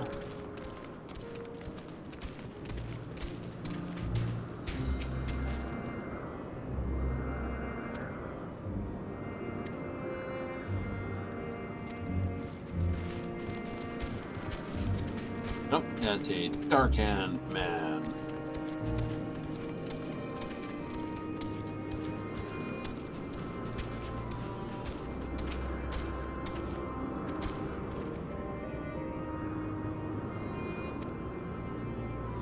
brings you here? My feet. Ah!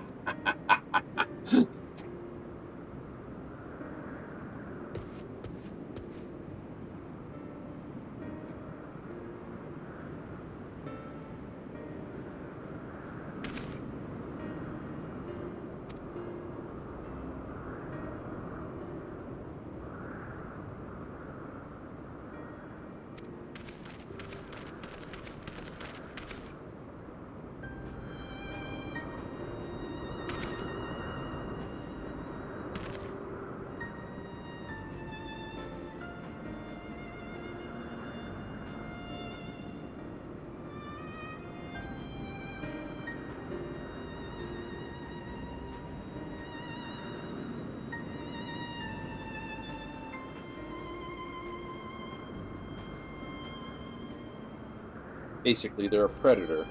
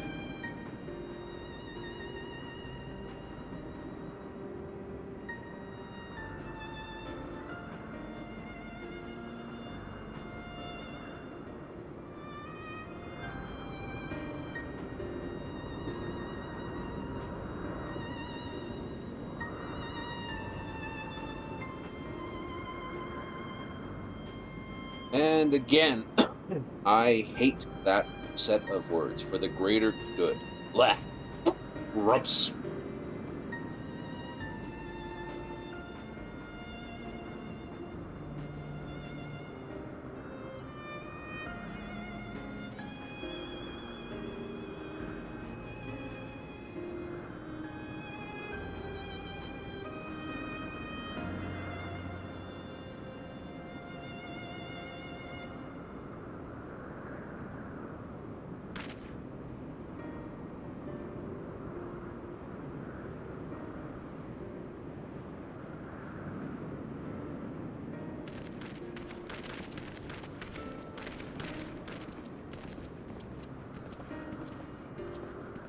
It's gonna get heated.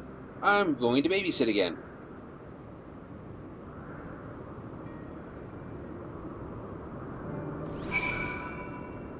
I'm going to be babysitting Medion. And I'm happy with that.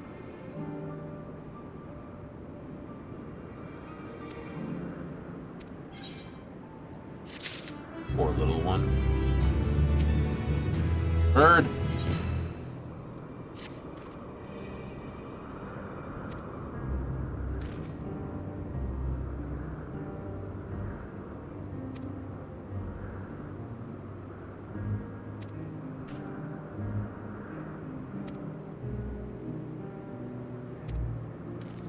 It's fine. I'll look after her. I have a suspicion that little Medion may have to be snuck across the dimensional barriers.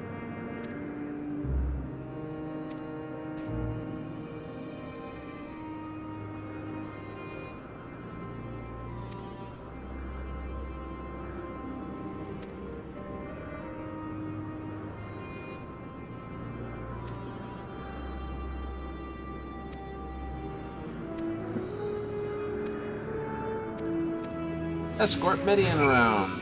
Yay! Go find some blooms.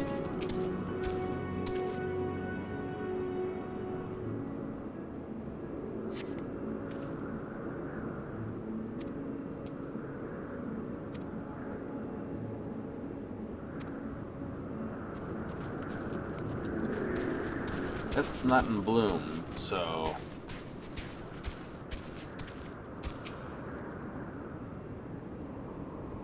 Gonna make me do it. Sure.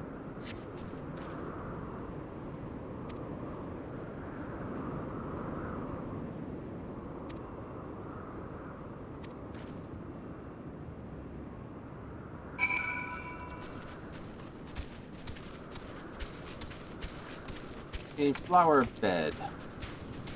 I have a sneaking suspicion we're going to run into somebody. It just has that feeling to it, doesn't it? We've been this far without interacting with someone.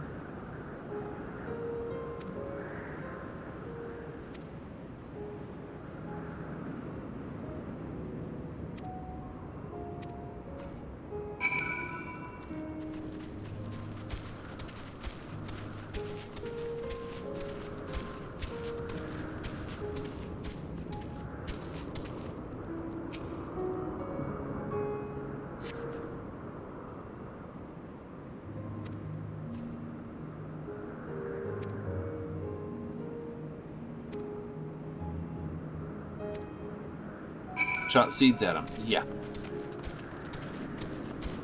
We've seen that too. Grips. Griffin.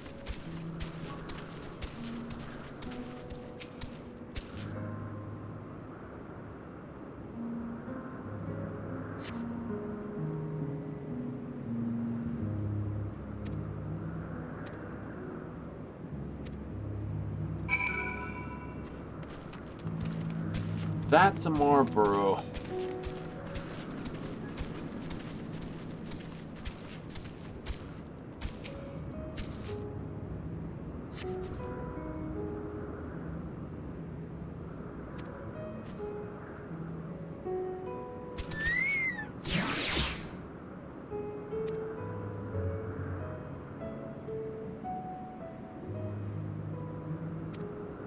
No. No.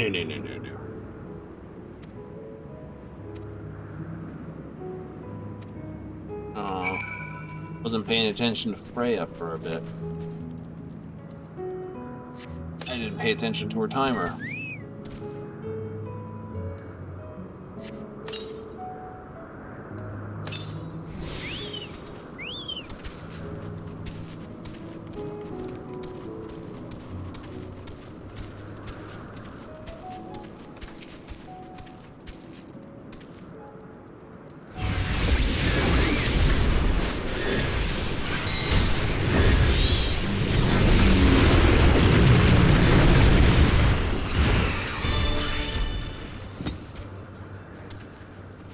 Not having you attack her.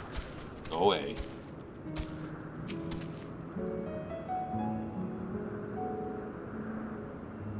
Bringing in the big dude.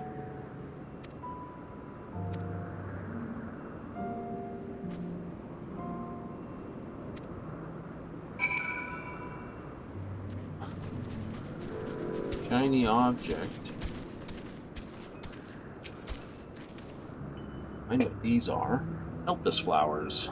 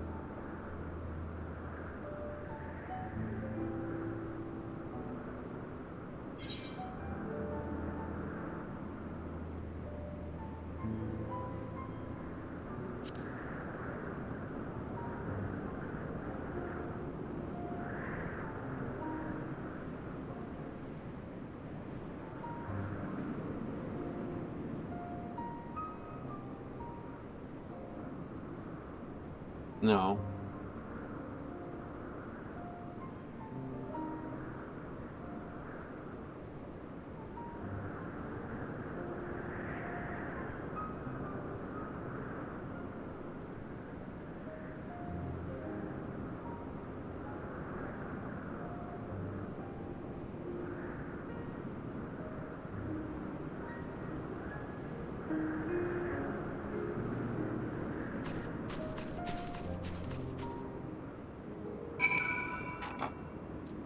I don't like where that possibility leads.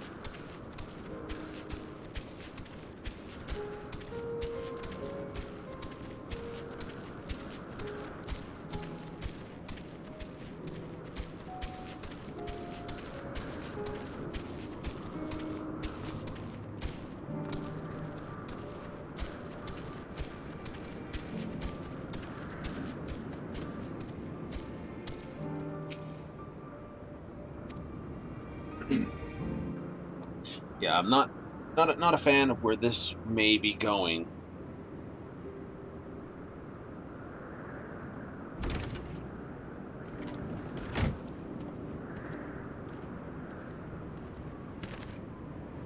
Hermes!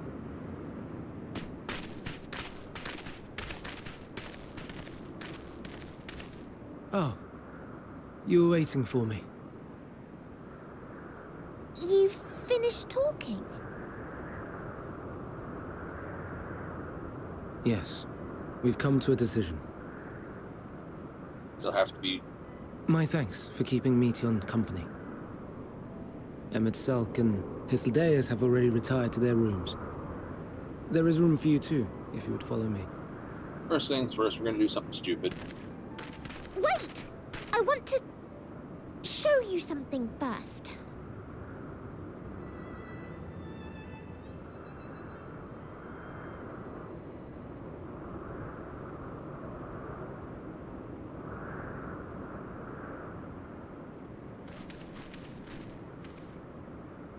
Elpis flowers? Go on.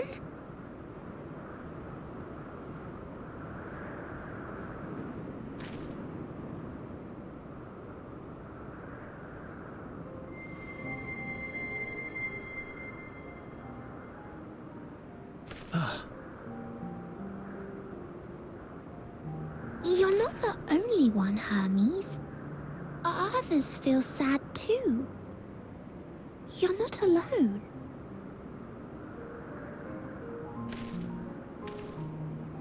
I see Meteon has shared much with you.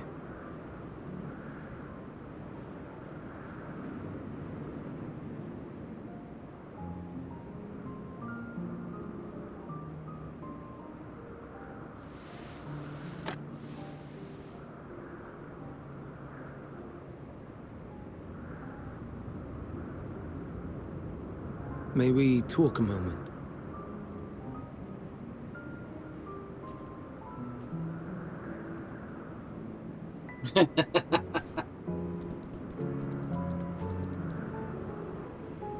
Hedgehog.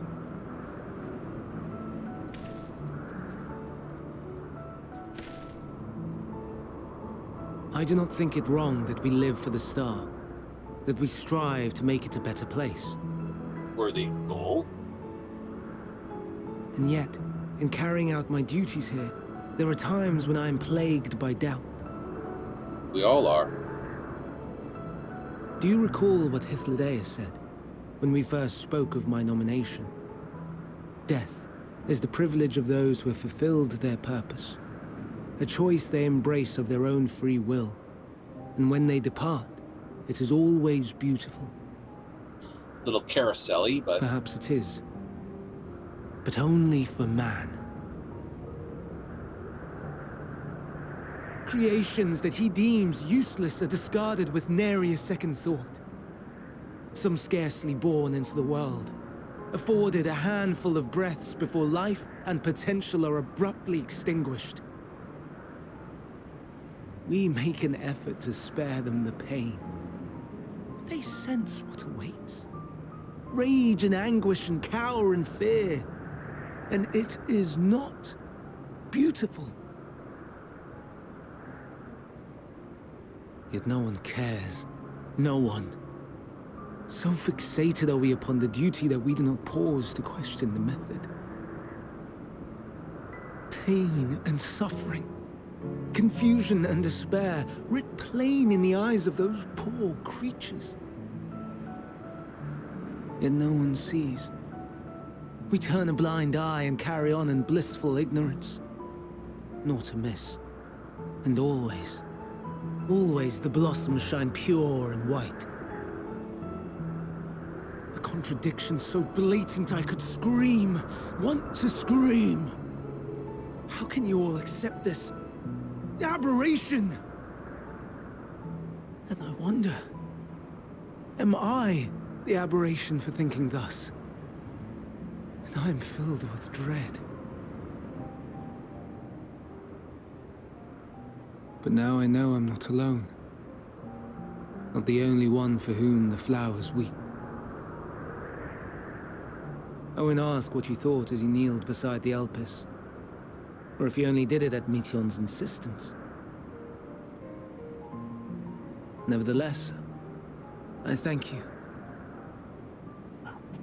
Pain shared is a To know pain that you lessened. too have experienced suffering is a comfort.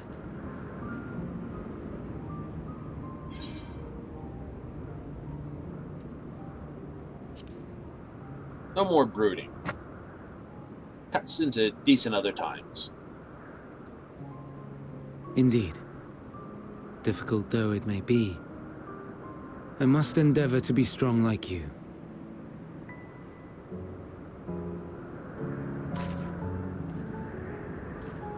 The stars in the heavens. Know you what they are? Planets, stars. Though it is too far to tell, each glittering light could be a world not unlike Aetheris. A world filled with life. So many stars, so many lives. For us, there may be no higher purpose than to live for our world. But what of the other living beings out there? What is it that gives their lives meaning? That drives them day after day after day? To pose that question to our undiscovered cousins, I created beings of Dynamis, who can traverse the vast emptiness between the stars. Meteon and her sisters. Sisters? Aye, sisters. She has a great many of them, and they have already departed on their journey, traveling to one star and then the next in search of life. As one might expect, exploration on such a grand scale is rife with difficulties, and thus far I've naught to show for it.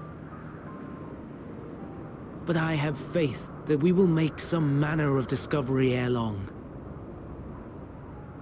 And when we do, I should be glad to share our findings with you, in gratitude for your kindness.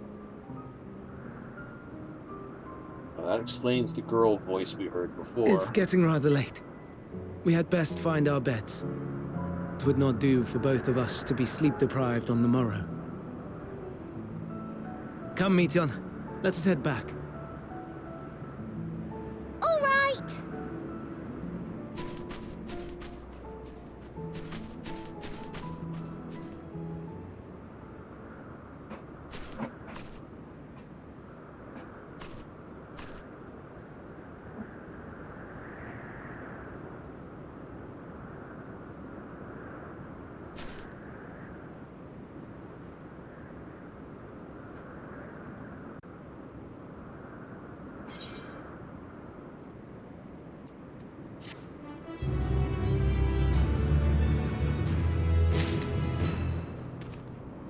Mentioned nothing about sending out the other sisters. He's unverified. Why do I suspect one of them is acting...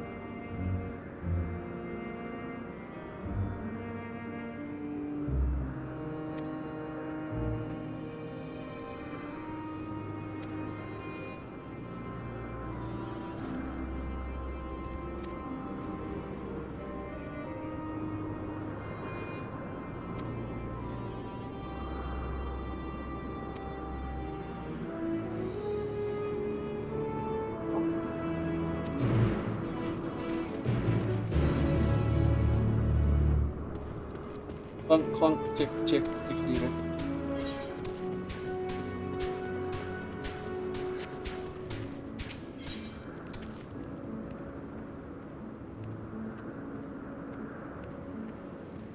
Oh, what do you got for me?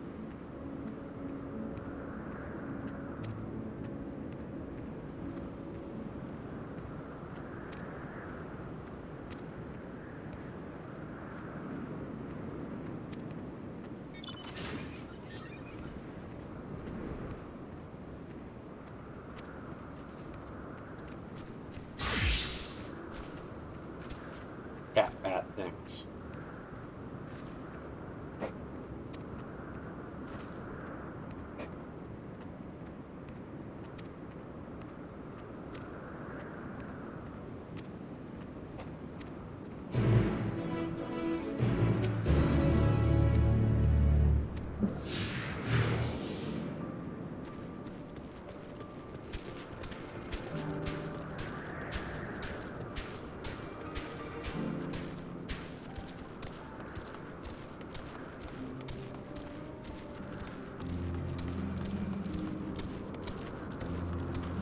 I think I will actually try to save as many of these later as well.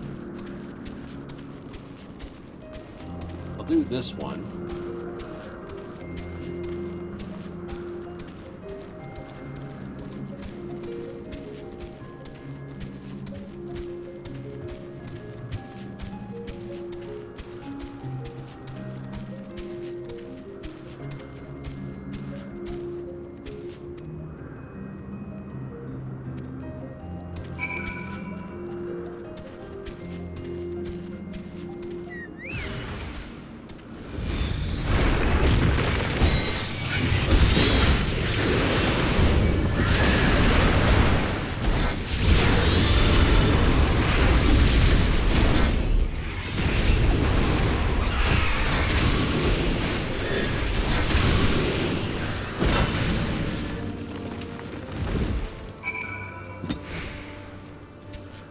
Yay!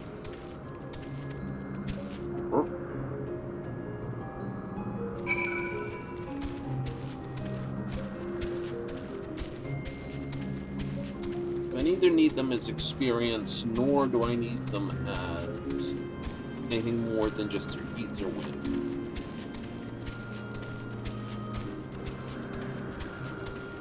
Walk right through your tools. Why? Because it had to. So, I think I'll try to save those quests until I've completed anything else. They're not going to go away. They do cut into the main story quest a little much.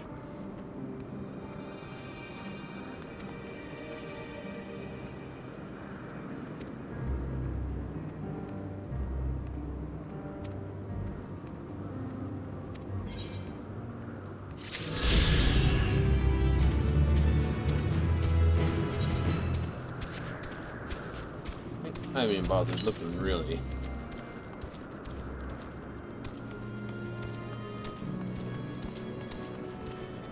Speaking of the appropriate chase evil thing.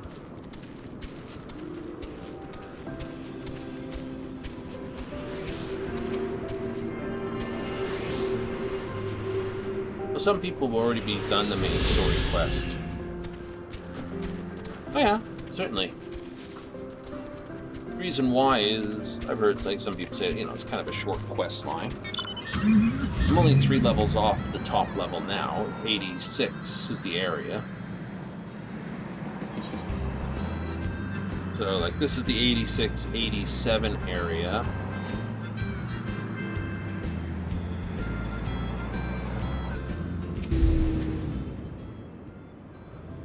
You actually have to punch them all in the gobs. 1, 2, 3, 4.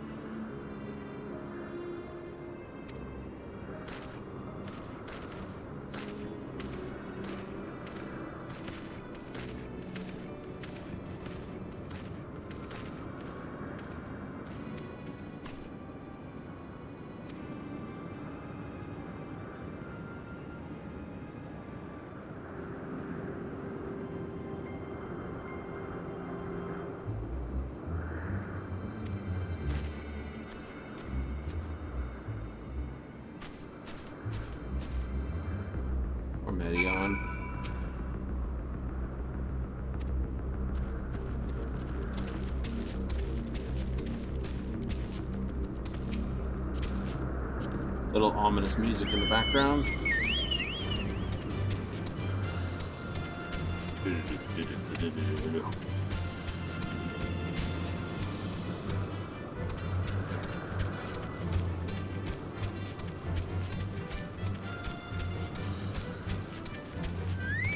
I'm not just gonna jump out and punch it in the nose.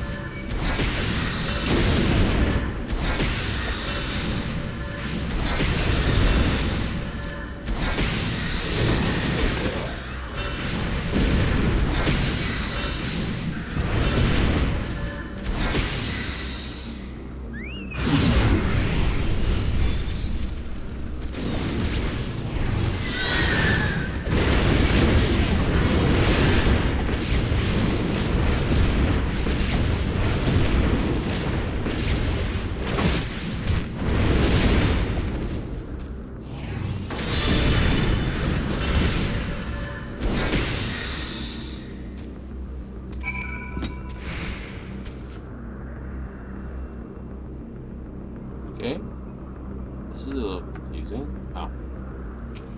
A little confusing. I couldn't see the sparkle. Didn't see it.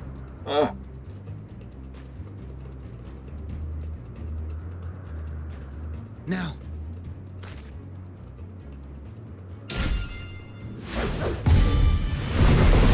Of course he's got a Hermes staff.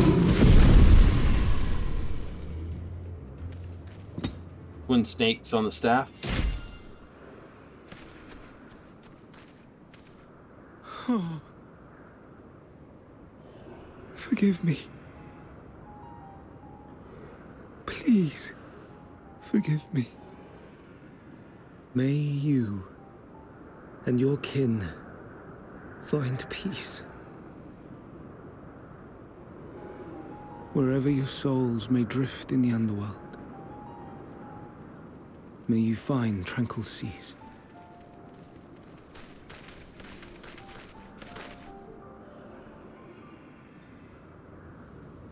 Be not forgotten, in concept endure, to reclaim form and one day live again. Serve not the star, or any purpose save your own.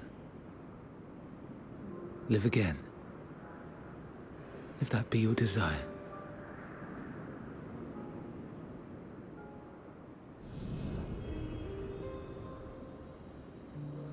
Hate, if that be your want. We are worthy. But leave your suffering behind. Lay down your burdens, be born anew. Fly high. Fly free.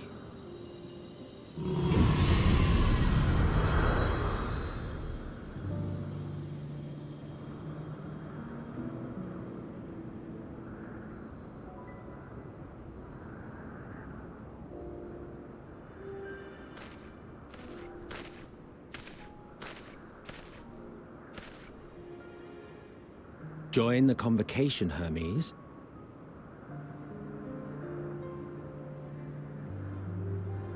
You do not belong here.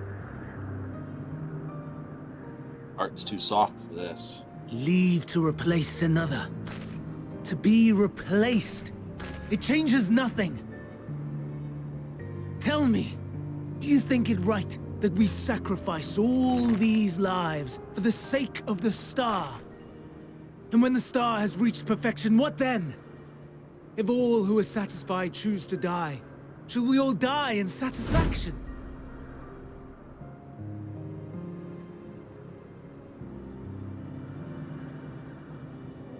I do not know. Were I to take up the seat of Fandaniel, it would be tantamount to approving my predecessor's death. I do not know if it is right. And to be torn by such thoughts, I do not know if I am fit to represent mankind. Hermes! Please don't be angry. It hurts so.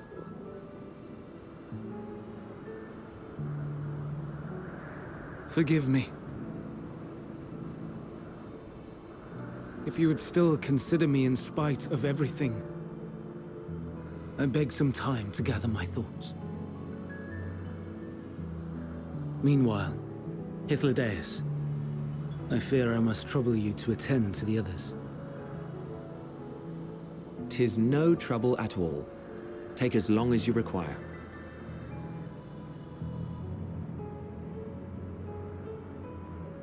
And you, my friend, I pray you find that which you seek.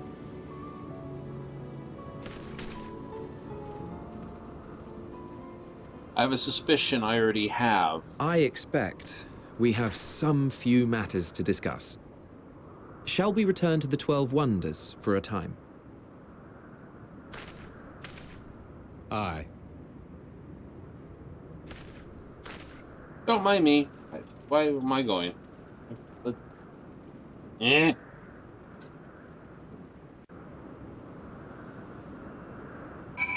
I get the nonsense that I'm going because story going, but why really am I going?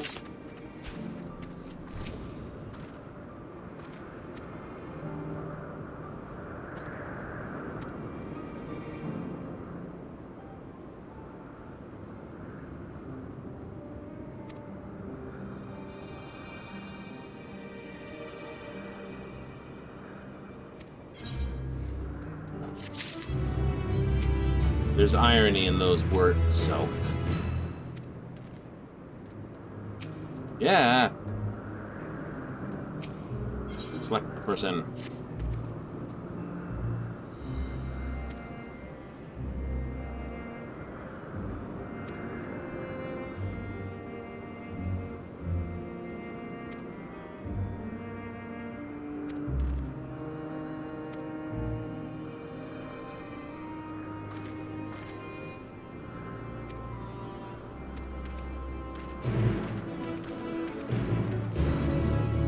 Nice.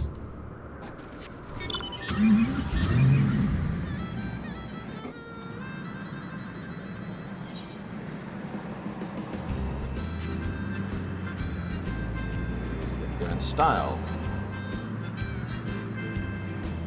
I would it takes some serious aluminum tubing, some batteries, a couple motors. You can go screw yourself, Griffin. I'm not stopping this time.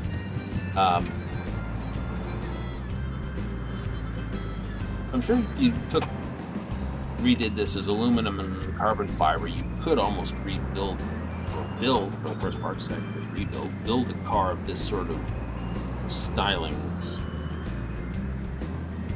Cool.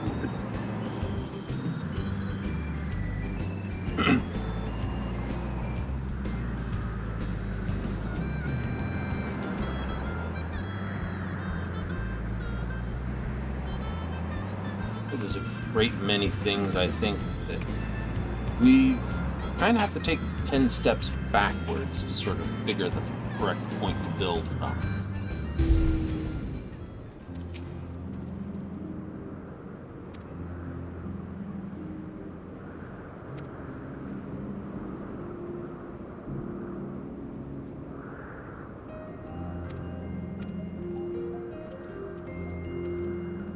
Teleporters, of course.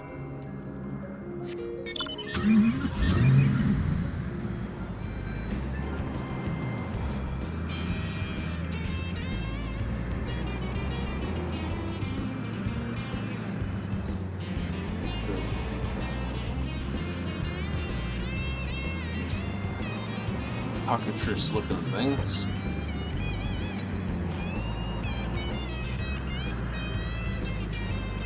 Wheels are great on stairs.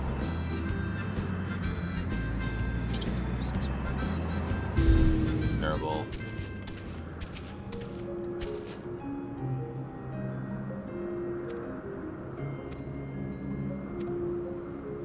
Step this way. Like that common joke, walk this way.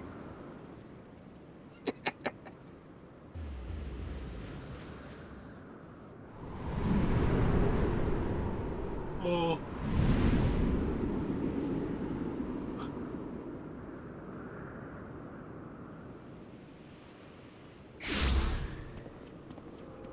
The last time I did that, it was I present to you Calamelios Zephyros. Here you will find a number of testing facilities, as well as the observation hub of Poiton Oikos. Right then. Let's begin by...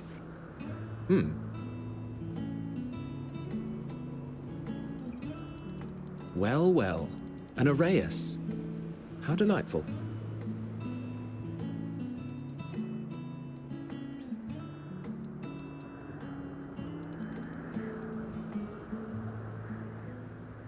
And what, pray tell, is that? Shark dude. That's a new species of shark. We approved the concept but a few days ago. Sharks are among the most popular sea creatures. Rare is the day when someone does not submit a new concept.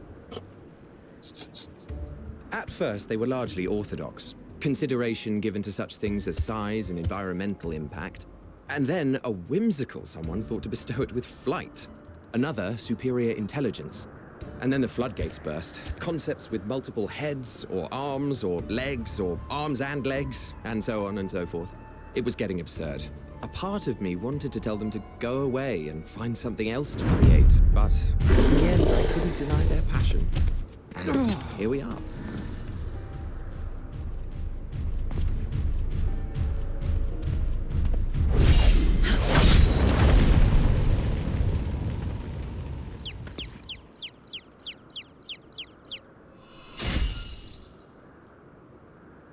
Heidelin. That was too close. Are you unharmed?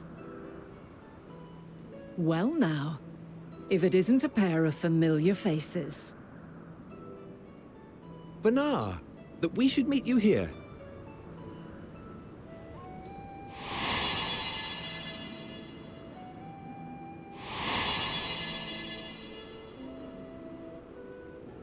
As I mentioned earlier, the better part of the convocation holds that when we retire is when we return to the star.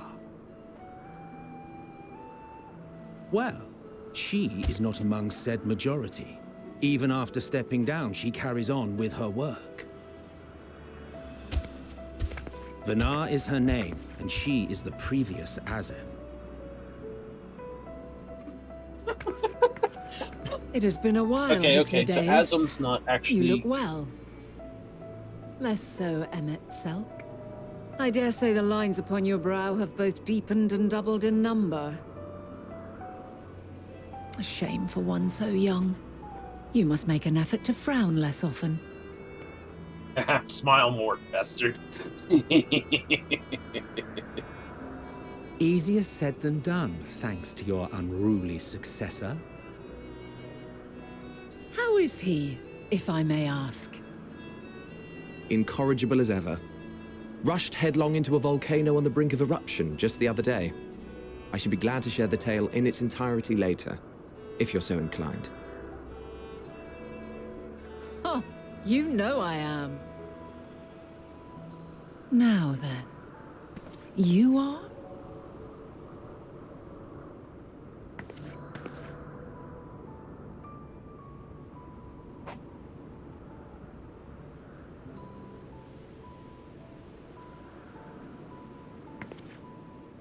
I am...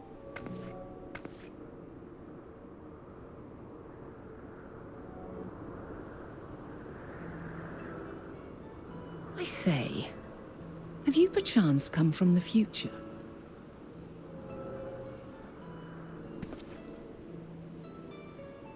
I do not believe we have ever met, yet I sense my magic upon you.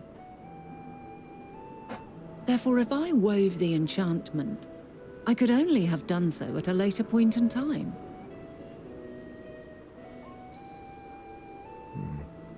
What manner of magic is this, if I may ask? A traveler's ward, of course. It prevents the corruption of one's ether.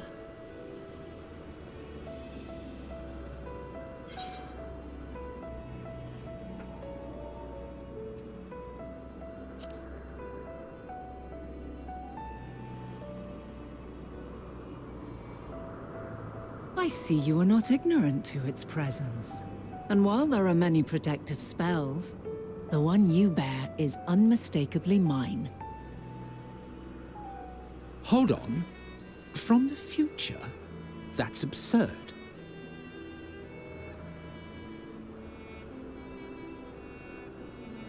But true. What is it? Are you unable to speak of the matter? Yes.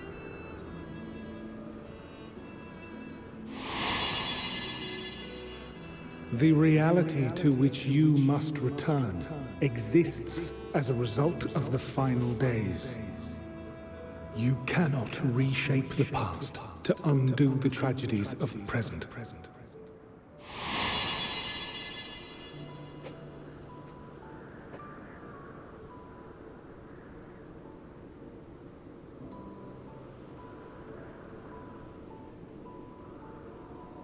So, your actions here will not change your history, but they may yet affect the course of ours. How very exciting. I'm quite fond of delving into the unknown, and there's naught more unknown than the future. Until a moment finally arrives, we cannot know for certain what will come to pass, regardless of our supposed foreknowledge, so you needn't worry for us.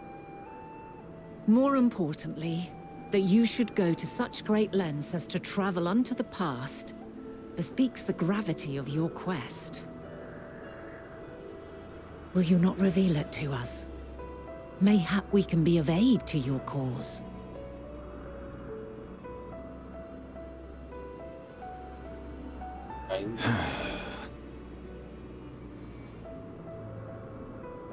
If this is true, then you've been keeping quite the secret to yourself. As a representative of the Convocation, I will hear it all. Your identity, purpose, everything. And as a person who came from the future, I won't speak it.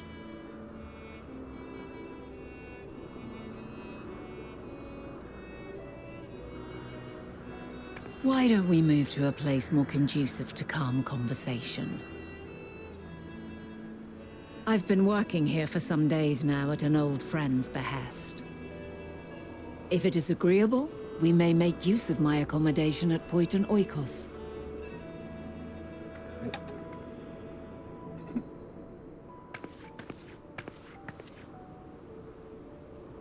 We were meant to meet. I am certain of it. Else I wouldn't have marked you so clearly, and sent you unto myself in the past. It's precisely the sort of mischief I would get up to. And quite inspired, if I do say so myself. Yeah. Mischief. Yeah.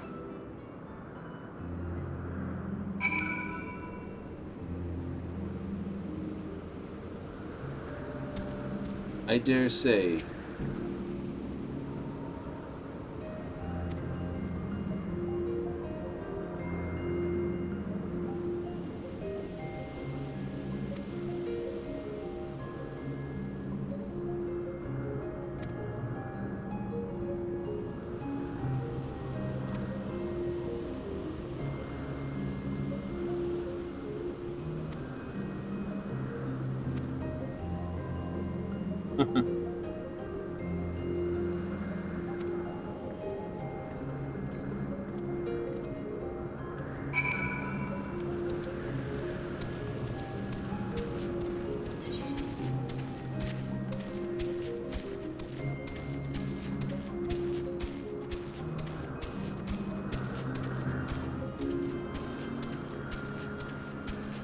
Not unlike yours.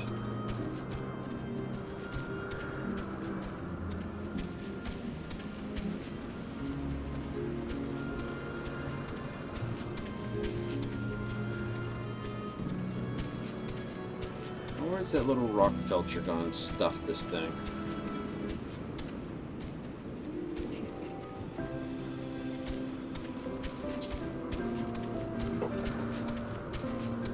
Rump, rump, rump, rump. Pupper is hunting its own tail again.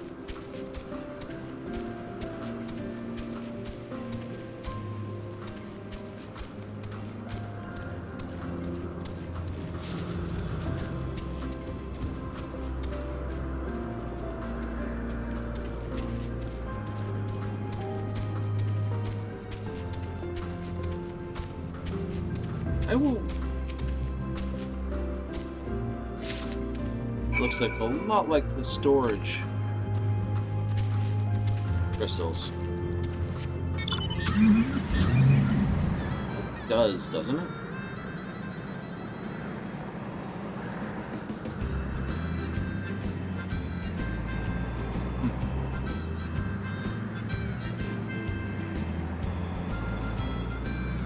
I can't tell you what brings me here. Other than hunting for more information about Dynamis.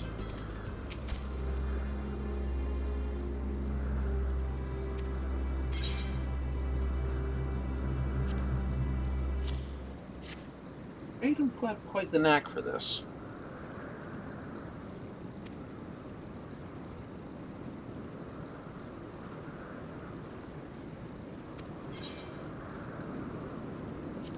I've often been asked to do so.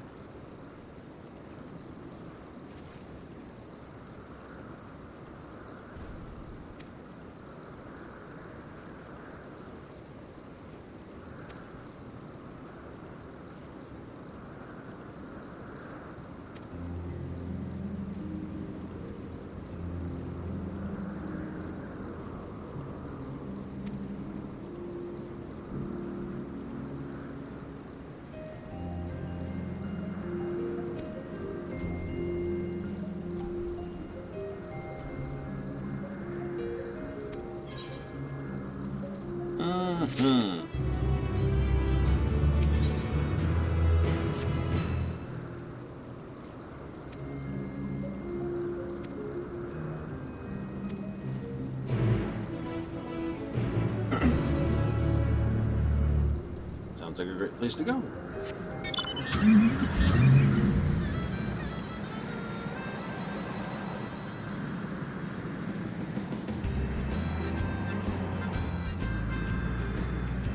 Aha!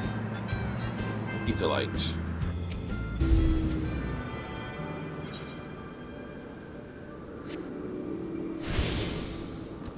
Bum, bum, bum, bum, bum, bum.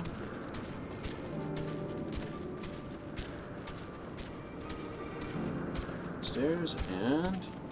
Ah! You're selling the same junk, aren't you? No, no, you're selling other stuff.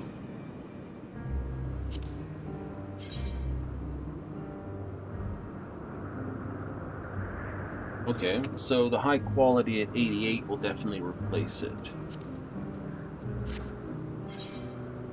So, white at 88, green at 85.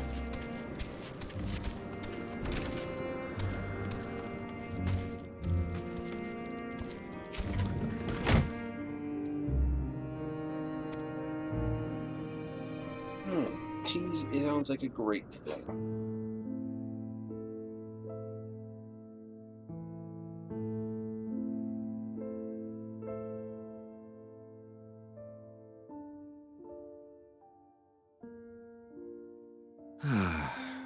A wonderful aroma. I feel more relaxed already. Would that I had sweetmeats to offer, but I travel light out of habit. Upper's all There's puppy. plenty of hot water though, so please have as much tea as you like. Now then, will you tell us your tale?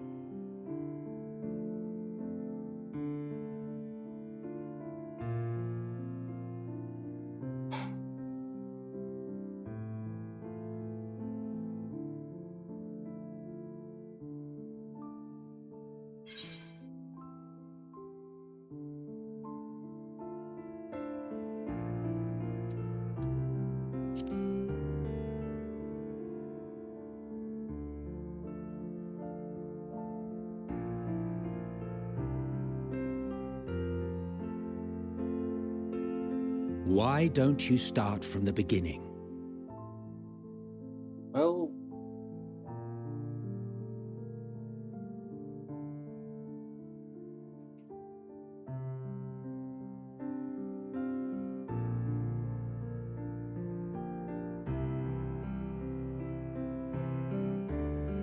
kind of have to leave out Heidelin and Zodiac and a few other tasteful objects on the way.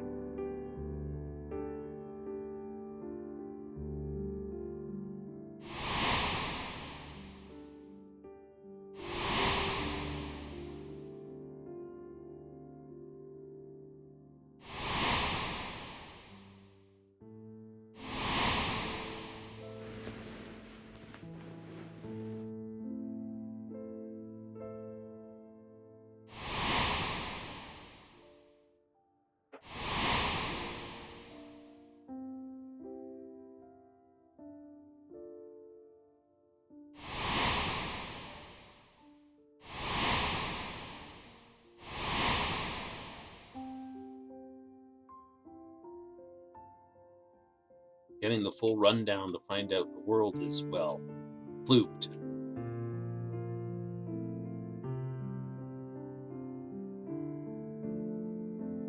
Preposterous. Utterly preposterous. While not the words I would have chosen, I too have my doubts. Much of it borders on the incredulous. What of you, Vanar?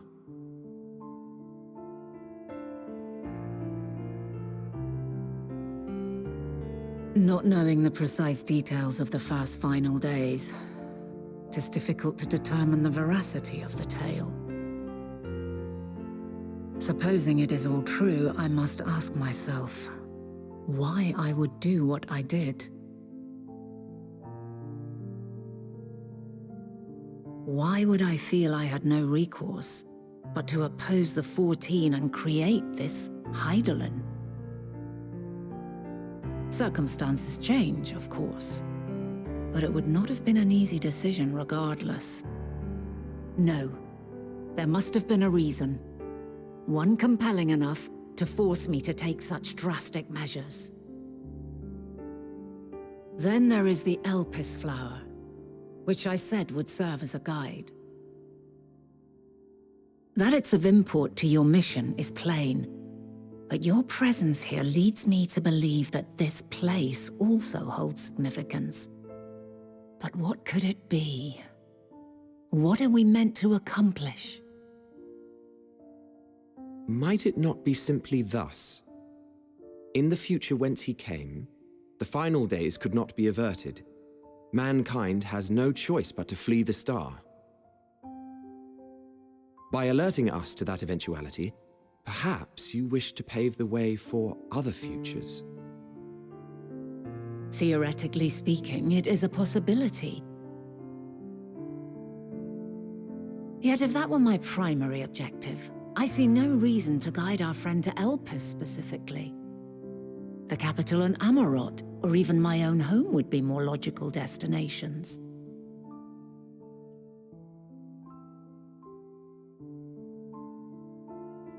True. I note also that Heidelin did not specify a point in time to which he must return. By this, it may be inferred that it was not critical that we should meet. Alternately, she had reason to believe that our paths would converge, coincidental though it may seem. This is quite a puzzle, and we do not have all the pieces.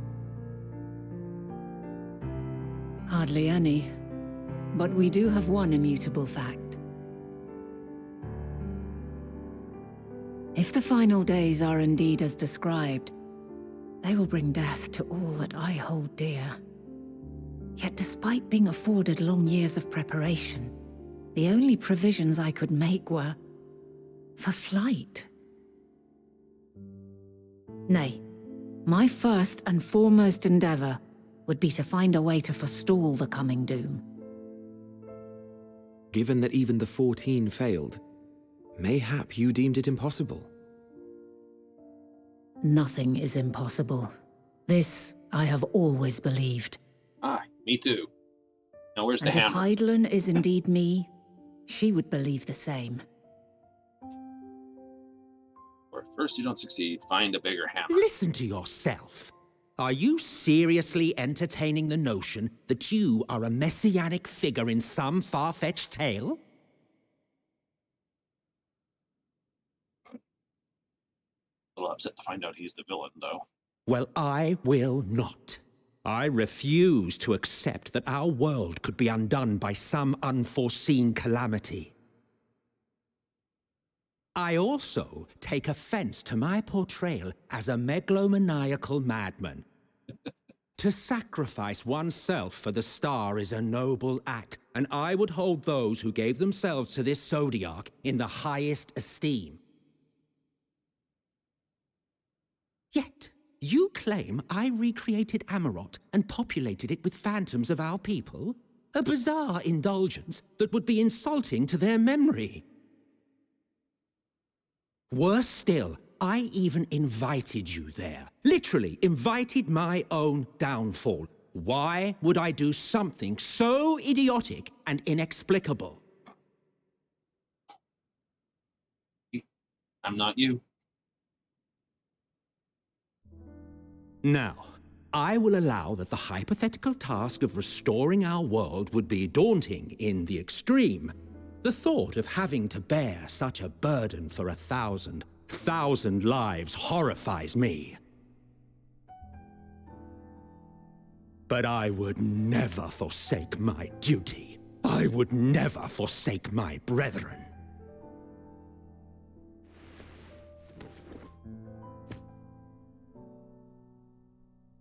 You do not know me. I've had my fill of your fiction. I will return to my duty, and you will not bother me again.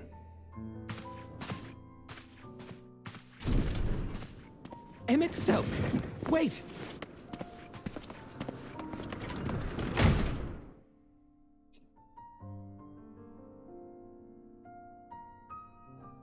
You've seen much of Elpis already. If you have any observations to share, I should like to hear them.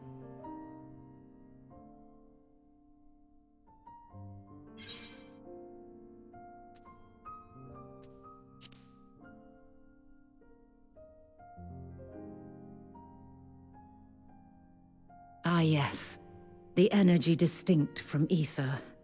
Though not my field, I have a basic understanding of Dynamis. And you say Hermes researched the phenomenon in the course of creating Meteon? Yes, I believe this warrants further investigation. With that settled, it is time for action.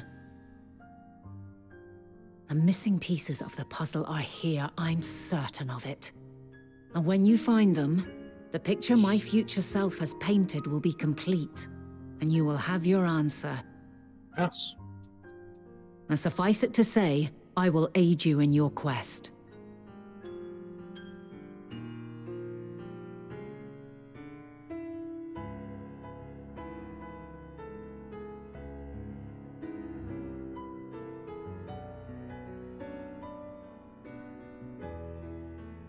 Have faith.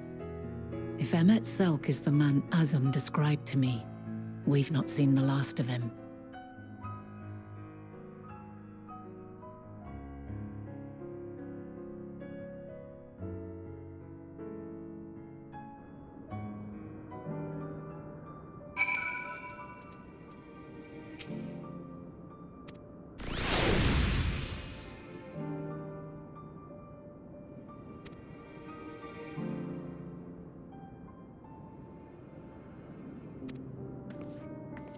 Aha!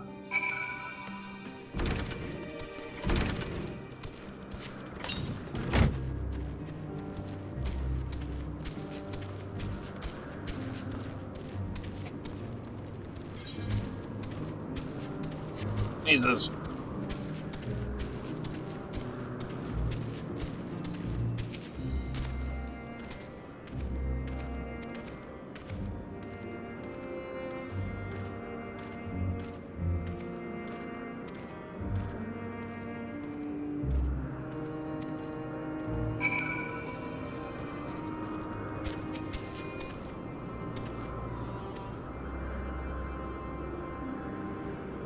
Works. Begin asking questions. Doo-doo-doo. Cannot be skipped.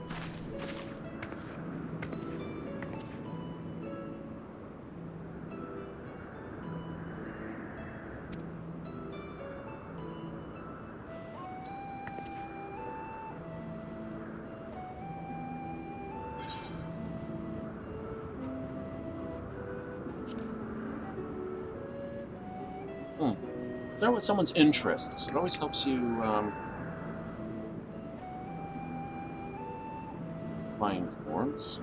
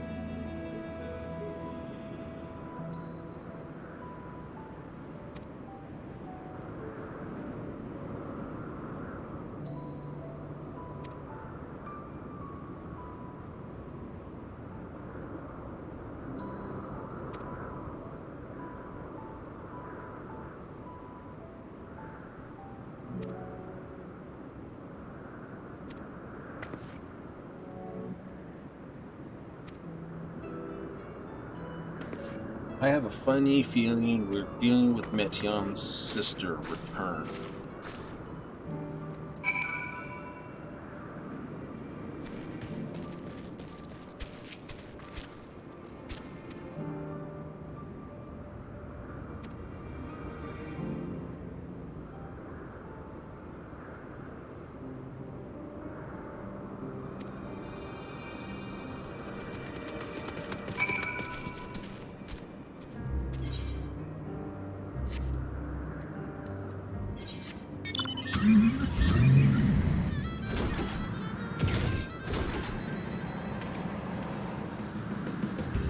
Back down the stream.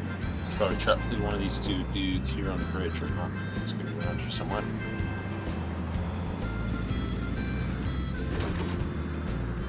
Ah, there he is.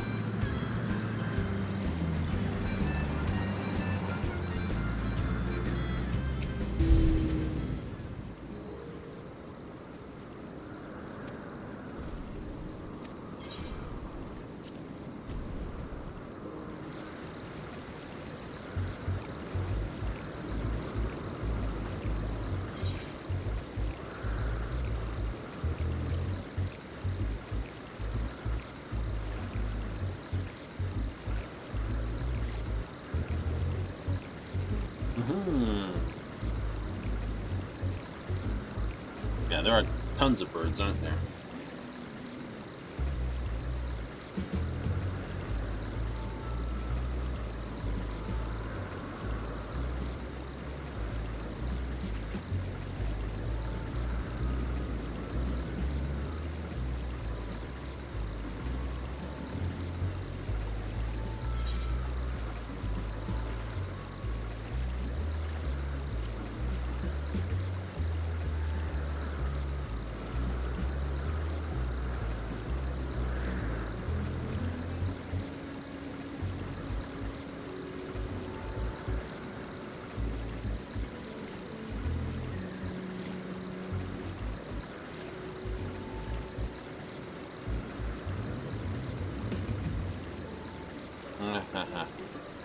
Fair enough, but annoying.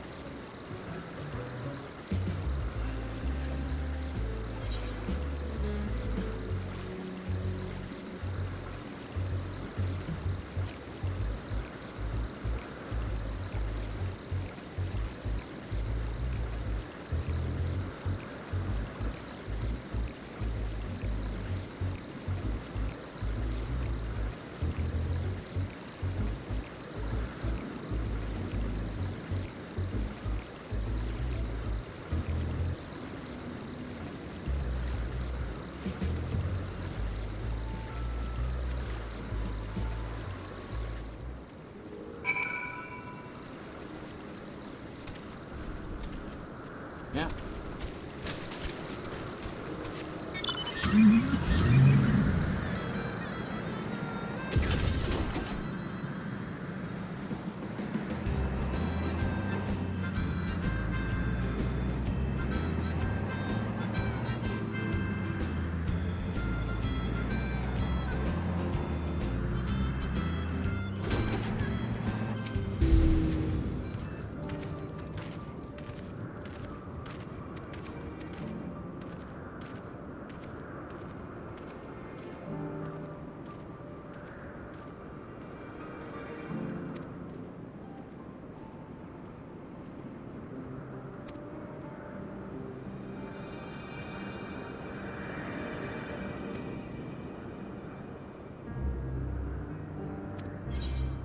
I mean, you gotta question Hermes himself, really.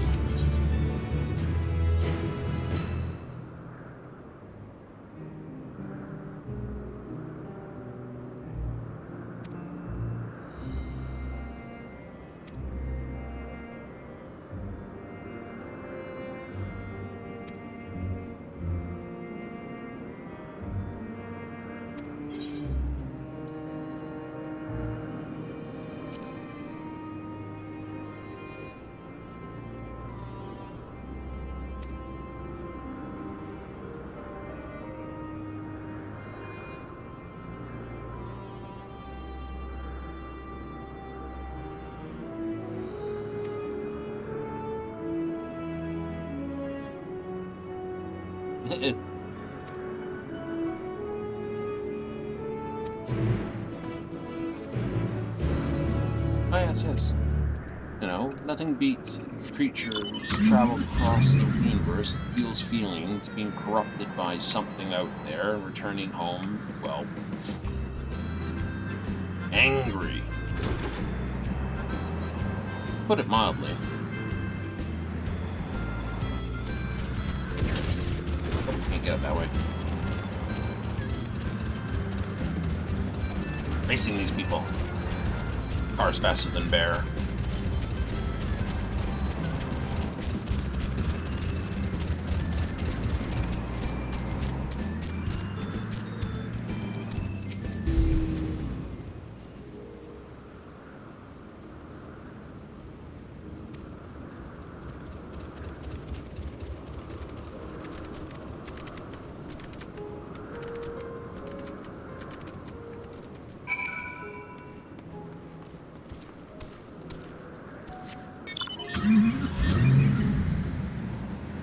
Over that side of it and talk to the people over there. Burp. Ooh, ploopy ploops.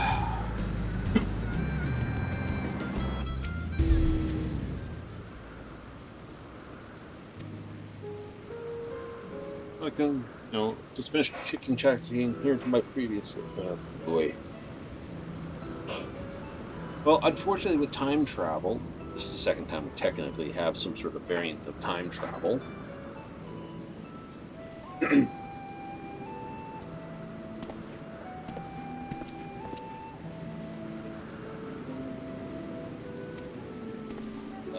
Dynamis Mediterranean.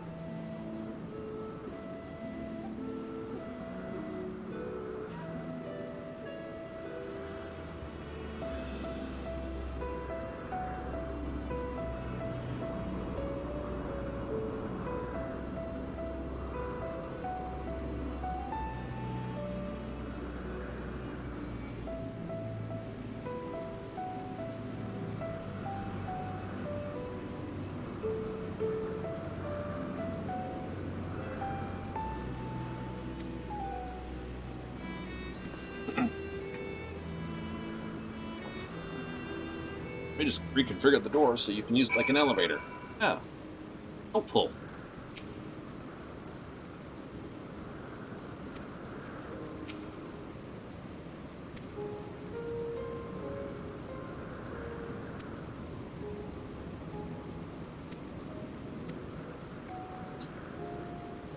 They're gonna make me stop and talk to the other prisoner, or it's gonna take me straight to the top. Oh, you're gonna make me do that. Bye. It's not like there's something up here where I can jump off or anything like that.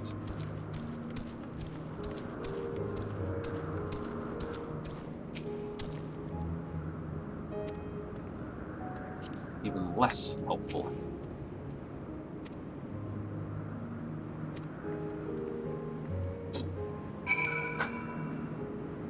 Hey.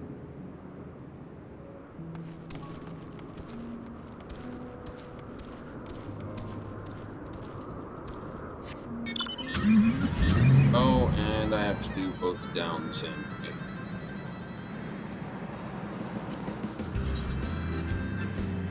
Because you won't have the rest of those ones.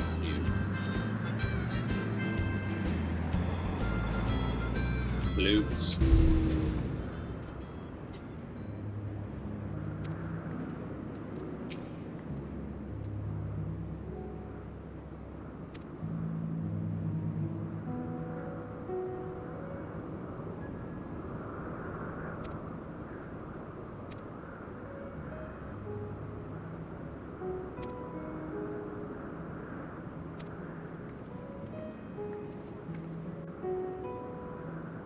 So long as I can re-enter at the same moment, I'm not that far away. And of course, time travel is different in the first to the rest of it, so...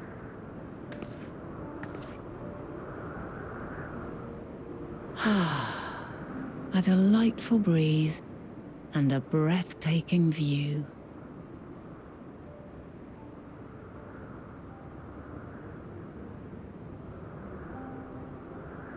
Yes, people are playing way too much Skyblock. What is it like in the future? Is the world still a beautiful place?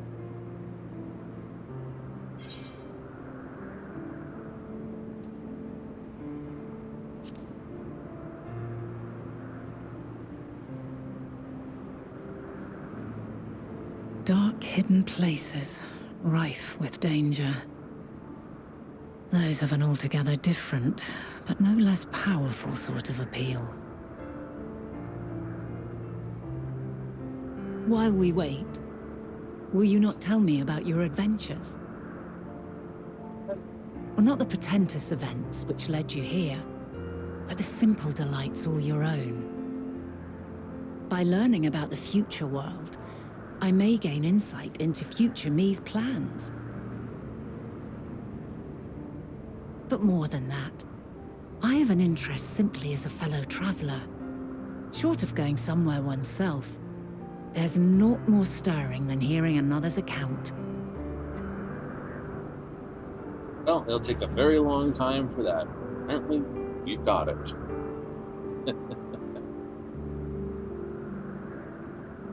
The journeys, the grand companies, the Dragon Song War,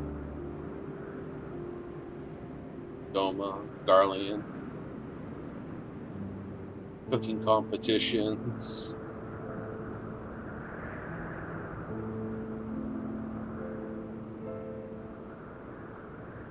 Setting up new things, recovering entire sections of the world, helping with reconstruction.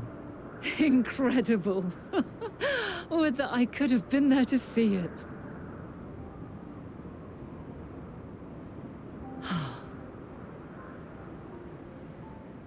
Yours is a harsh and unforgiving world. Yet in spite of this, your brethren hold fast to their virtue. To know that the light of mankind's potential still shines, even in that faraway place, it gives me heart.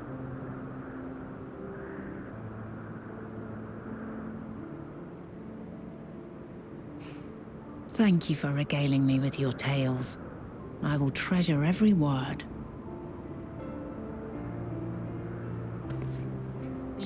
As you know, I was once a scholar. And among other things, I sought to understand the workings of the world. What exactly is ether? How formed the laws of nature?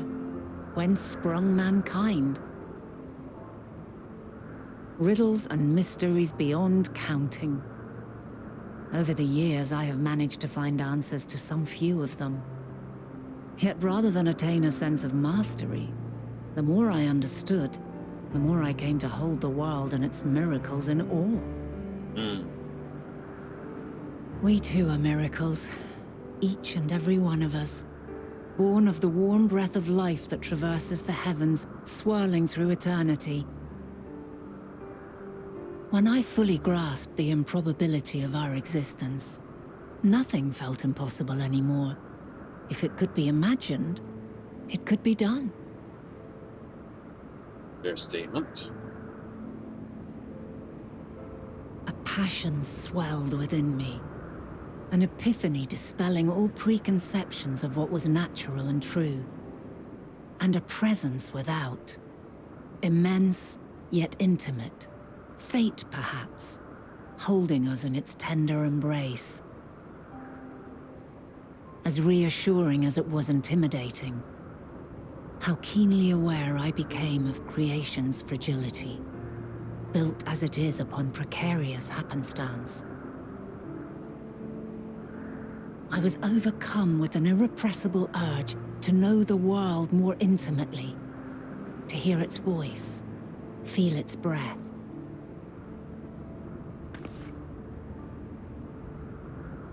I ventured forth on a journey that very day, so very long ago now.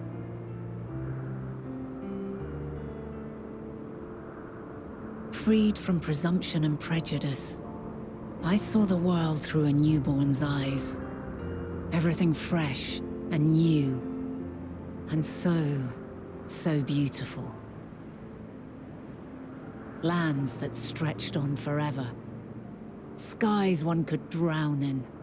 The heartbeat of nature, silent yet strong. And amidst it all a people, beacons of light and life. Laughter that warmed my heart like naught else before. They are my meaning, and my purpose, my love. And so long as they need help, I cannot return to the star. Perhaps my future self is still waiting for it. The moment she can let go and walk unto the end. Safe in the knowledge that man will find his own way.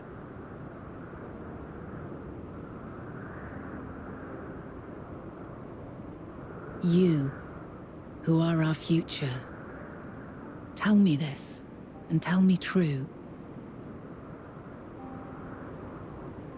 Has your journey been good? Has it been worthwhile?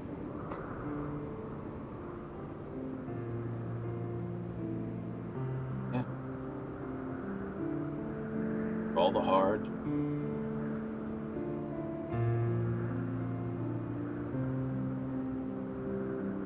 It certainly has. Pray forgive my lateness. My observation subject was rather irritable, and it took a while to settle it down. No need to apologize. Your work takes precedence. Besides, we had a pleasant conversation in the meantime. You're too kind. Now then, I'm told you wished to ask me some questions. Indeed.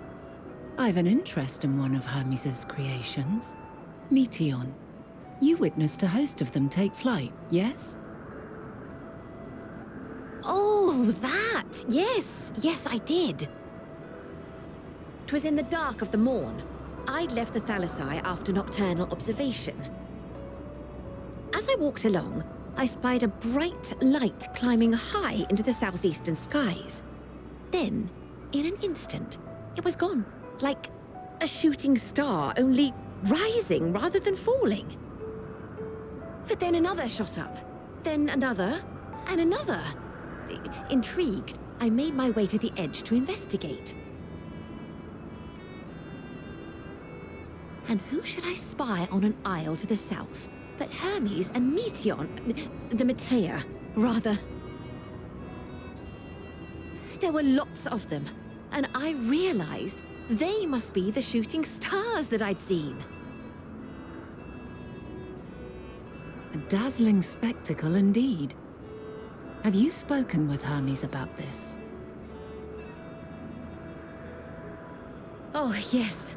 The sight left such an impression on me that I approached him about his mystery project the very next day.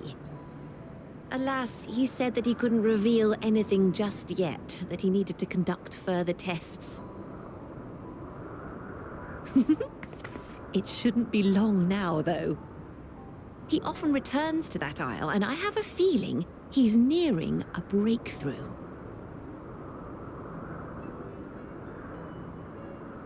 I think that island is an experiment we need to take a closer look at.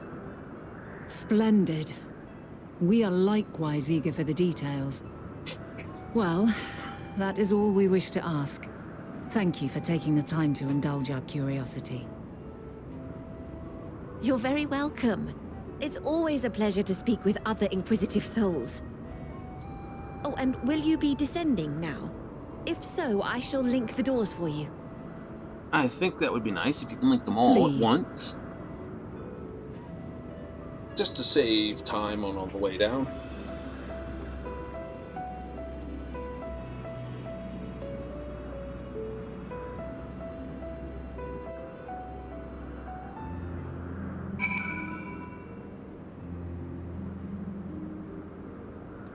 That saves a lot of time.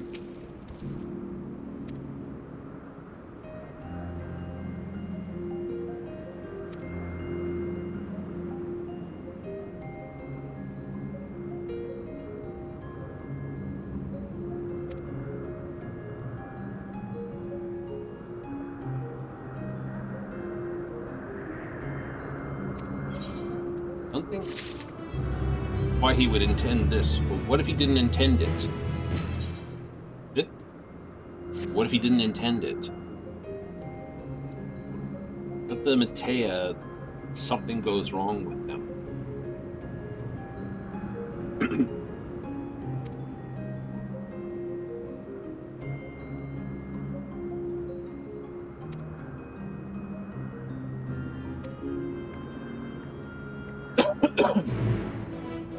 Oh, coffee.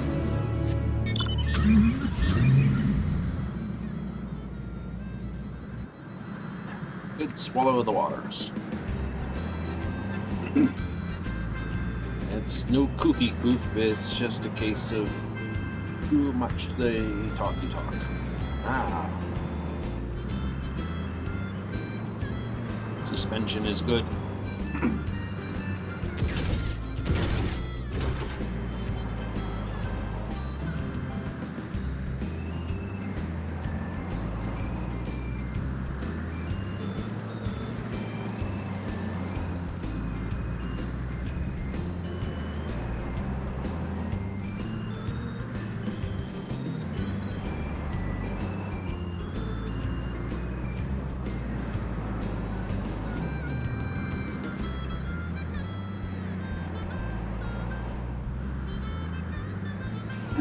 Hey, boring road.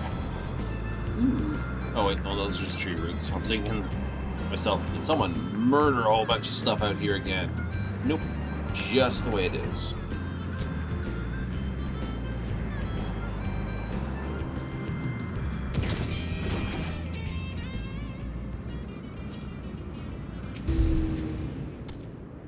Well, let's see. There's that island over there.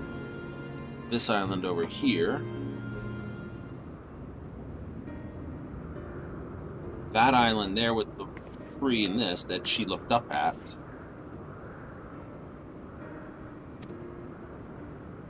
That one.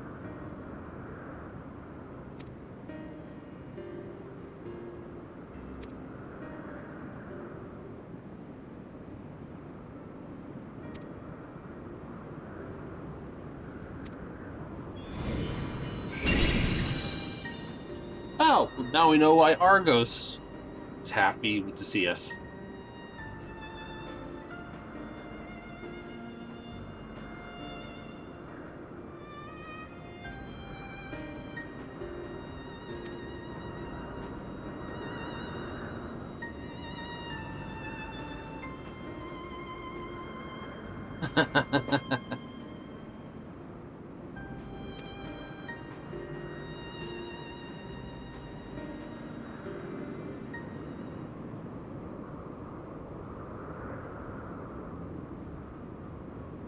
Before, you mean after?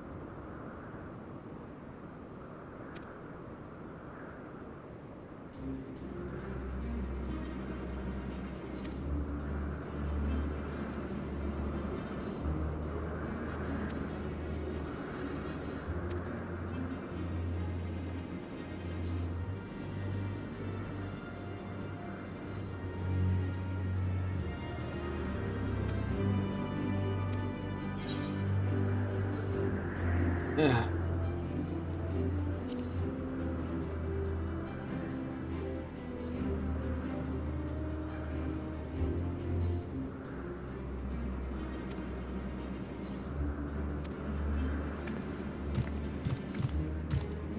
Gotta give Vinette, or pre-Heidelin Heidelin, a hiding. Alrighty. But,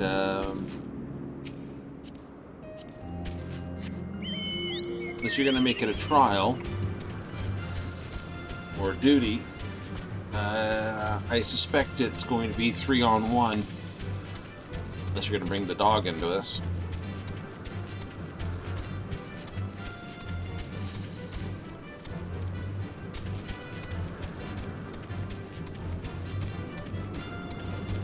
Does not look like it's a duty.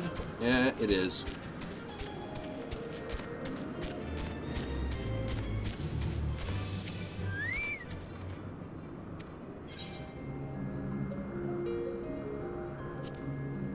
Well, this shouldn't be anything more than a straight battle.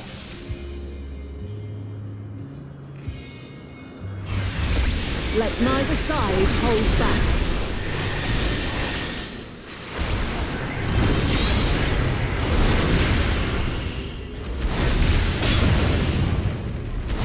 That hurt.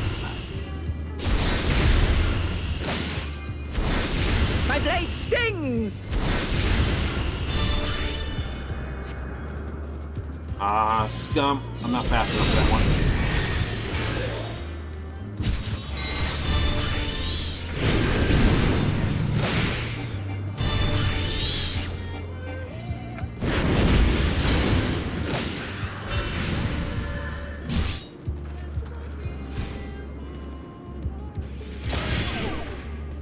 That one's... oh, no, no, no, no, no, no, no, no, no, no.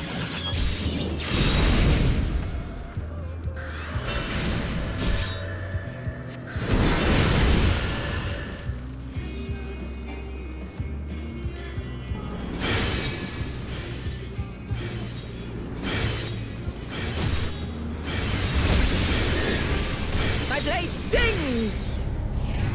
Yep, I figured I wasn't sitting in the right spot for that one. Oh, this is going to be fun. So, I'm just going to take a quick 2-minute pee break, and I know someone's going to be like, you're looking it up, and I'm like, no, I'm not. I have to pee. So, give me a be right back, and we'll be right back after a couple moments, just because this is going to be one of those problems if I don't handle that.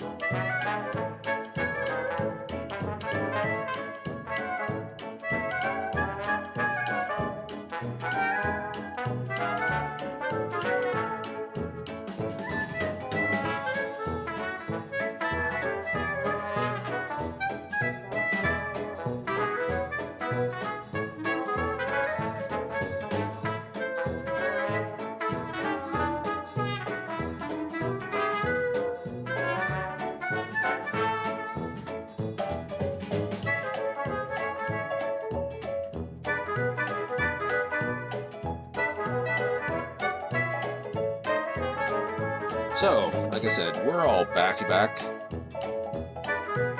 And like I said, I didn't want to cut into it too hard. Like I said, one can only rent the water they drink.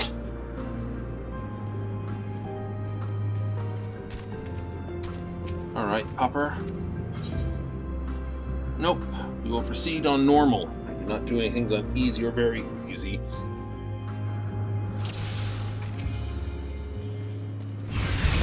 Let neither side hold back. Oh, right.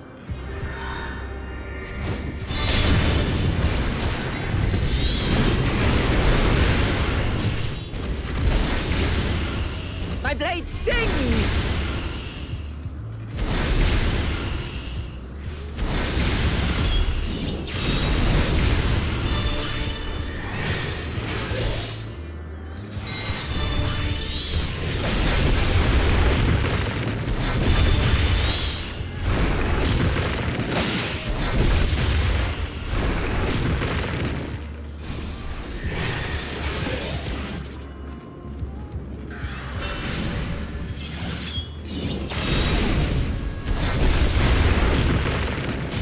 That up, I'm in trouble.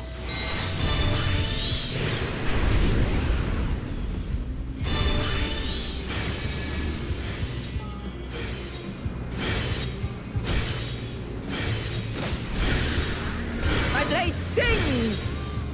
Ah, that means get on the other side of her quickly.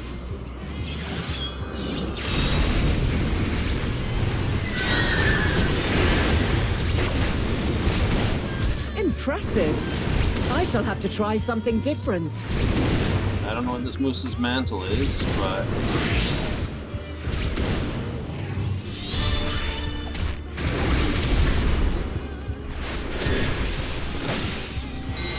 No quarter.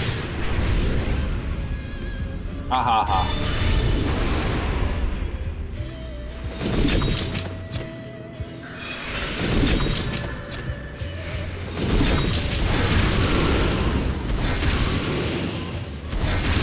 Have a taste.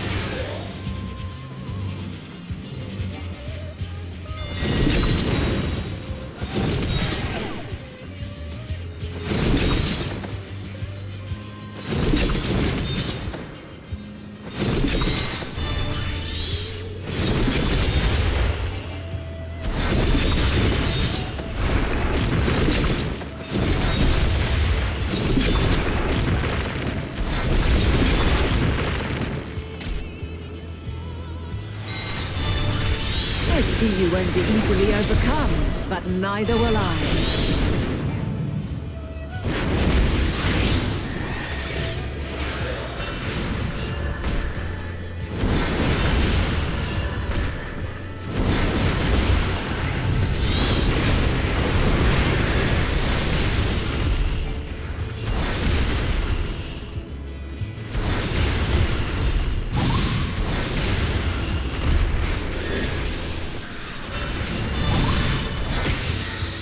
Prepare yourself.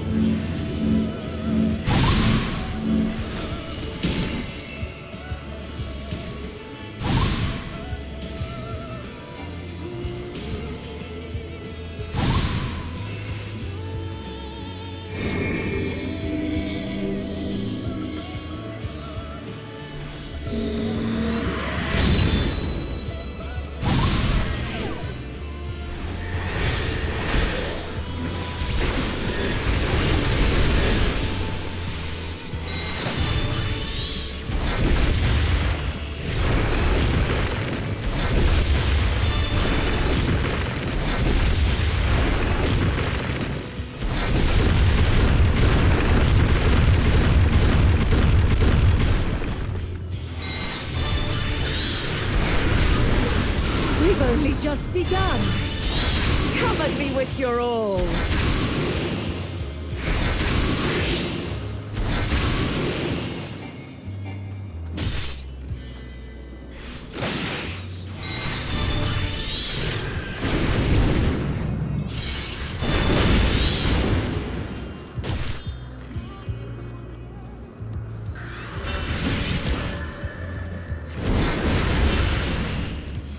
hunting.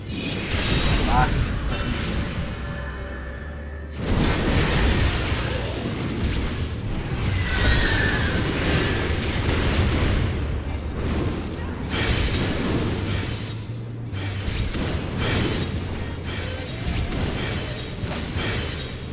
My blade sings!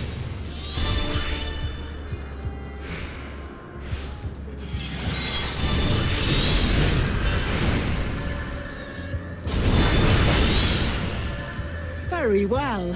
Let us move to the final trial.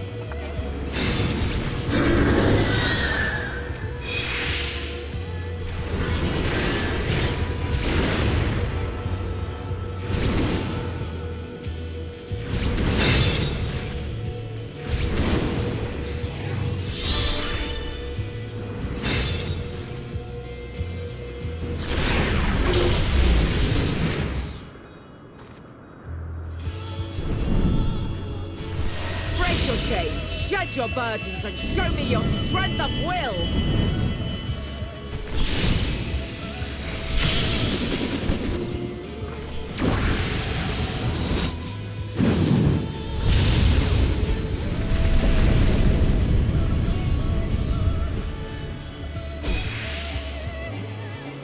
You still stand. The people of your time are more resilient than I had dared hope. I have seen enough.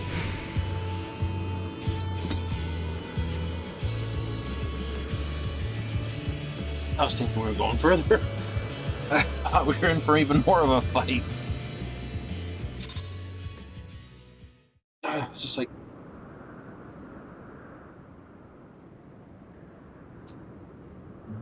"'Twas my intent to finish it, but clearly I underestimated you.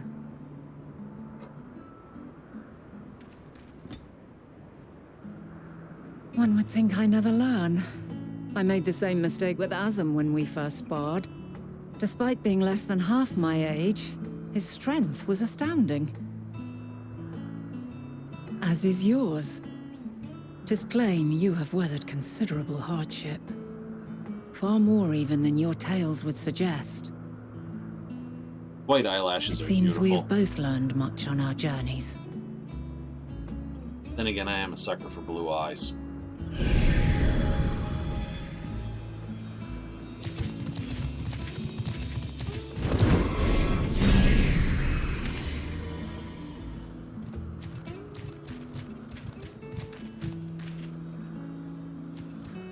Well now, I dare say he has warmed to you.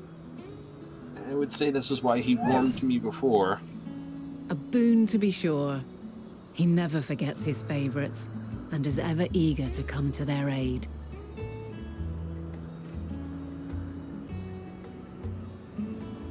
That's why you were so happy to see me on the moon.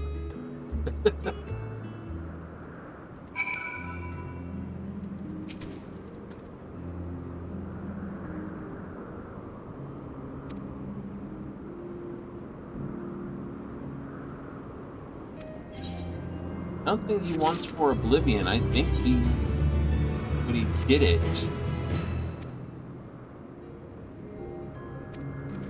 I don't think he intended for her to be that way. Right?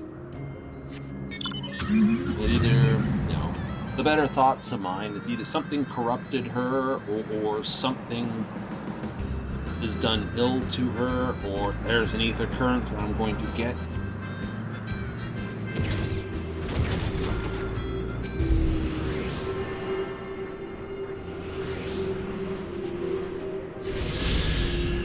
But that's my feeling right now. I don't see him creating her.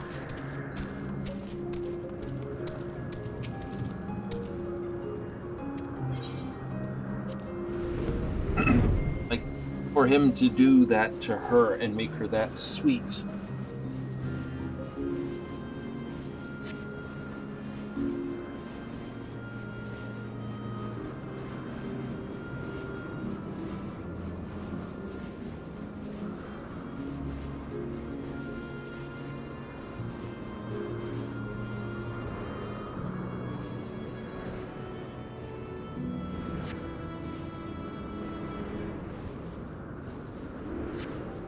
Note of Orion?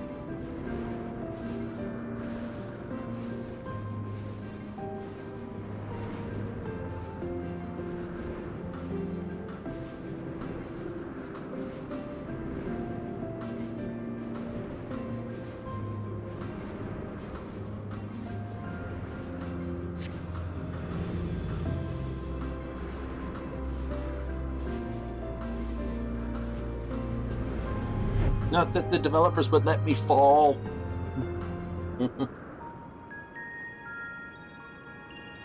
Interesting. Why are there...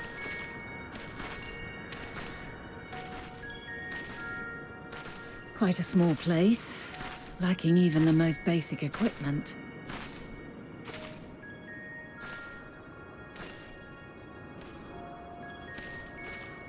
The present may yield no clues, but we may yet try perusing the past. Have you done this before? The Echo. So you cannot control the power freely. Worry not. I shall assist you. Come and stand before me.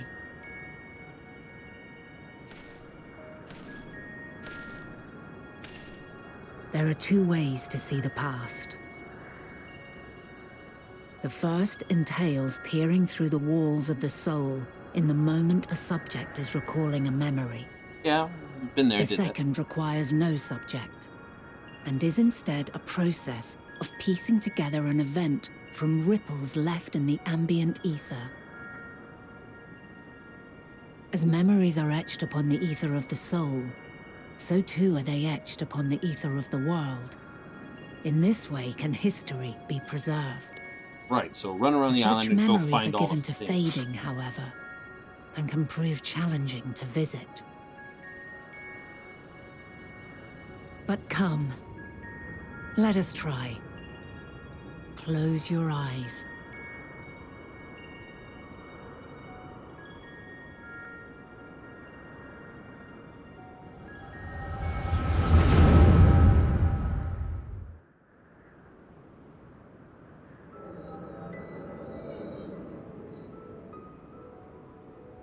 All units fully functional and proceeding on course towards their respective stars. Estimated time to completion of survey is 108 cycles. End of status report. Severing connection with shared consciousness.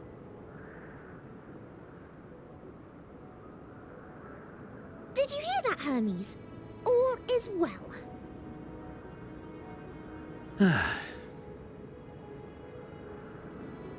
Yes. Good tidings at long last. Every step of the way, I've been reminded how little we understand creation. How the universe defies imagination.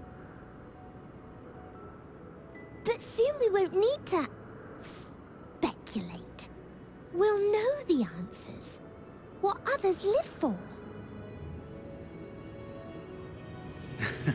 Indeed. And we'll owe it all to you and your sisters. I wonder what answers we will get. Terrible one, I'm afraid. Whatever intelligent beings that exist out there are bound to be vastly different from us. Diverse in form and culture, possessed of unique ways of thinking. Their conception of life and its purpose will be no exception. Completely and utterly unlike ours. Utterly unlike... how? I have no idea. Yet whatever answers we receive, I will not dismiss them out of hand. No, I will think earnestly on them all. And I will share them with our people, that together we may contemplate our own existence. Perhaps then our star will become a better place. Not only for man, but for all life.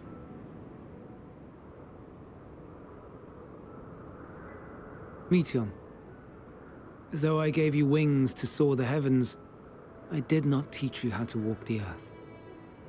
So loath was I to bind another living being. In the course of your long journey, you will learn from those you meet, learn to walk and run and so much more. And when you return, older and wiser, we will have a celebration to mark your homecoming and coming of age both. Will there be apples? Covered in syrup? And how are you supposed to eat them? Rather than food, perhaps...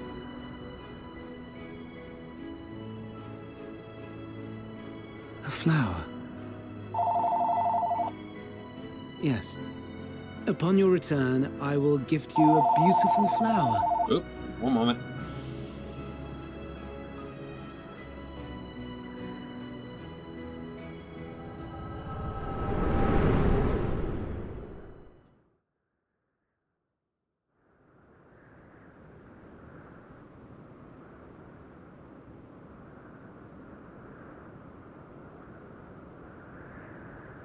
Oh.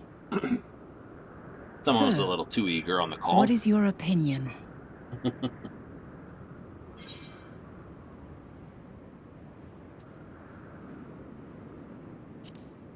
No, I don't think he wished for it. I think it was something that came by oof, what he did. I'm inclined to agree. As we had suspected, the two are somehow involved. Yet 'tis difficult to believe that they would deliberately seek to end all life. I don't think they intended to.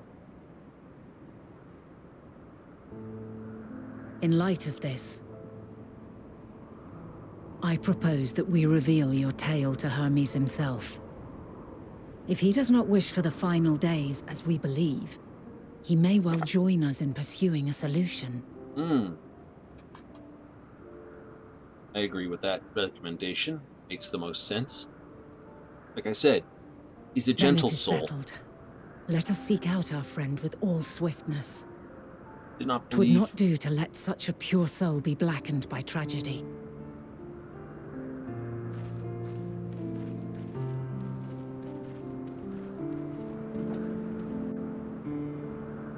So,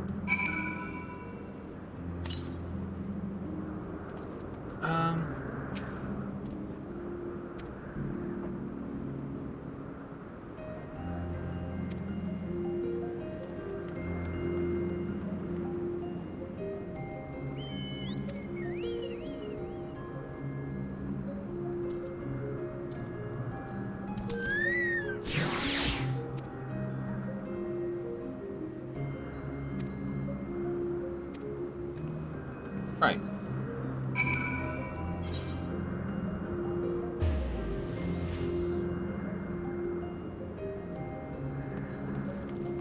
So we will...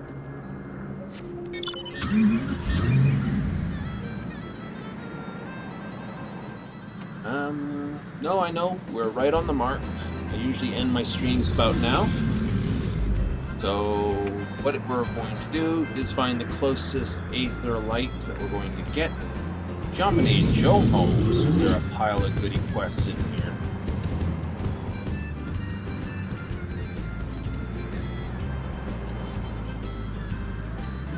Definitely enough to bring up.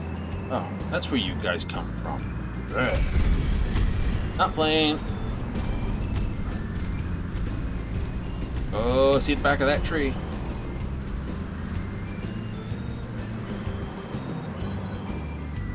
So, anyway, I suspect once we teleport off this island, we'll be back on the main island, and then I can easily save it there.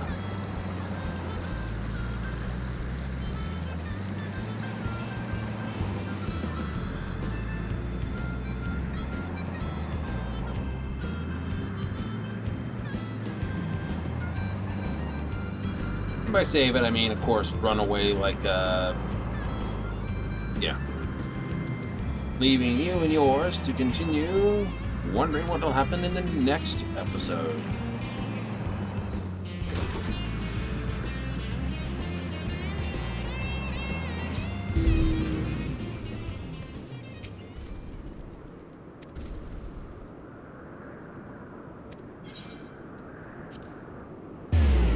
Aha!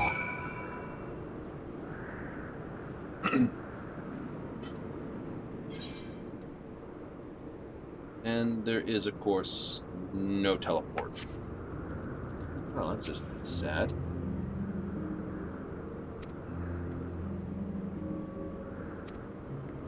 Oh, in that case, we'll have to just call it here.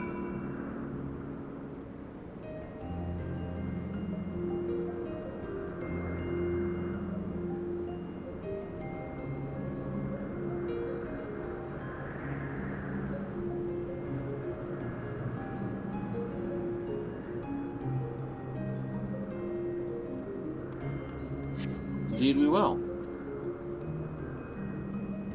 So, in that case, I think we're just going to have to run it up.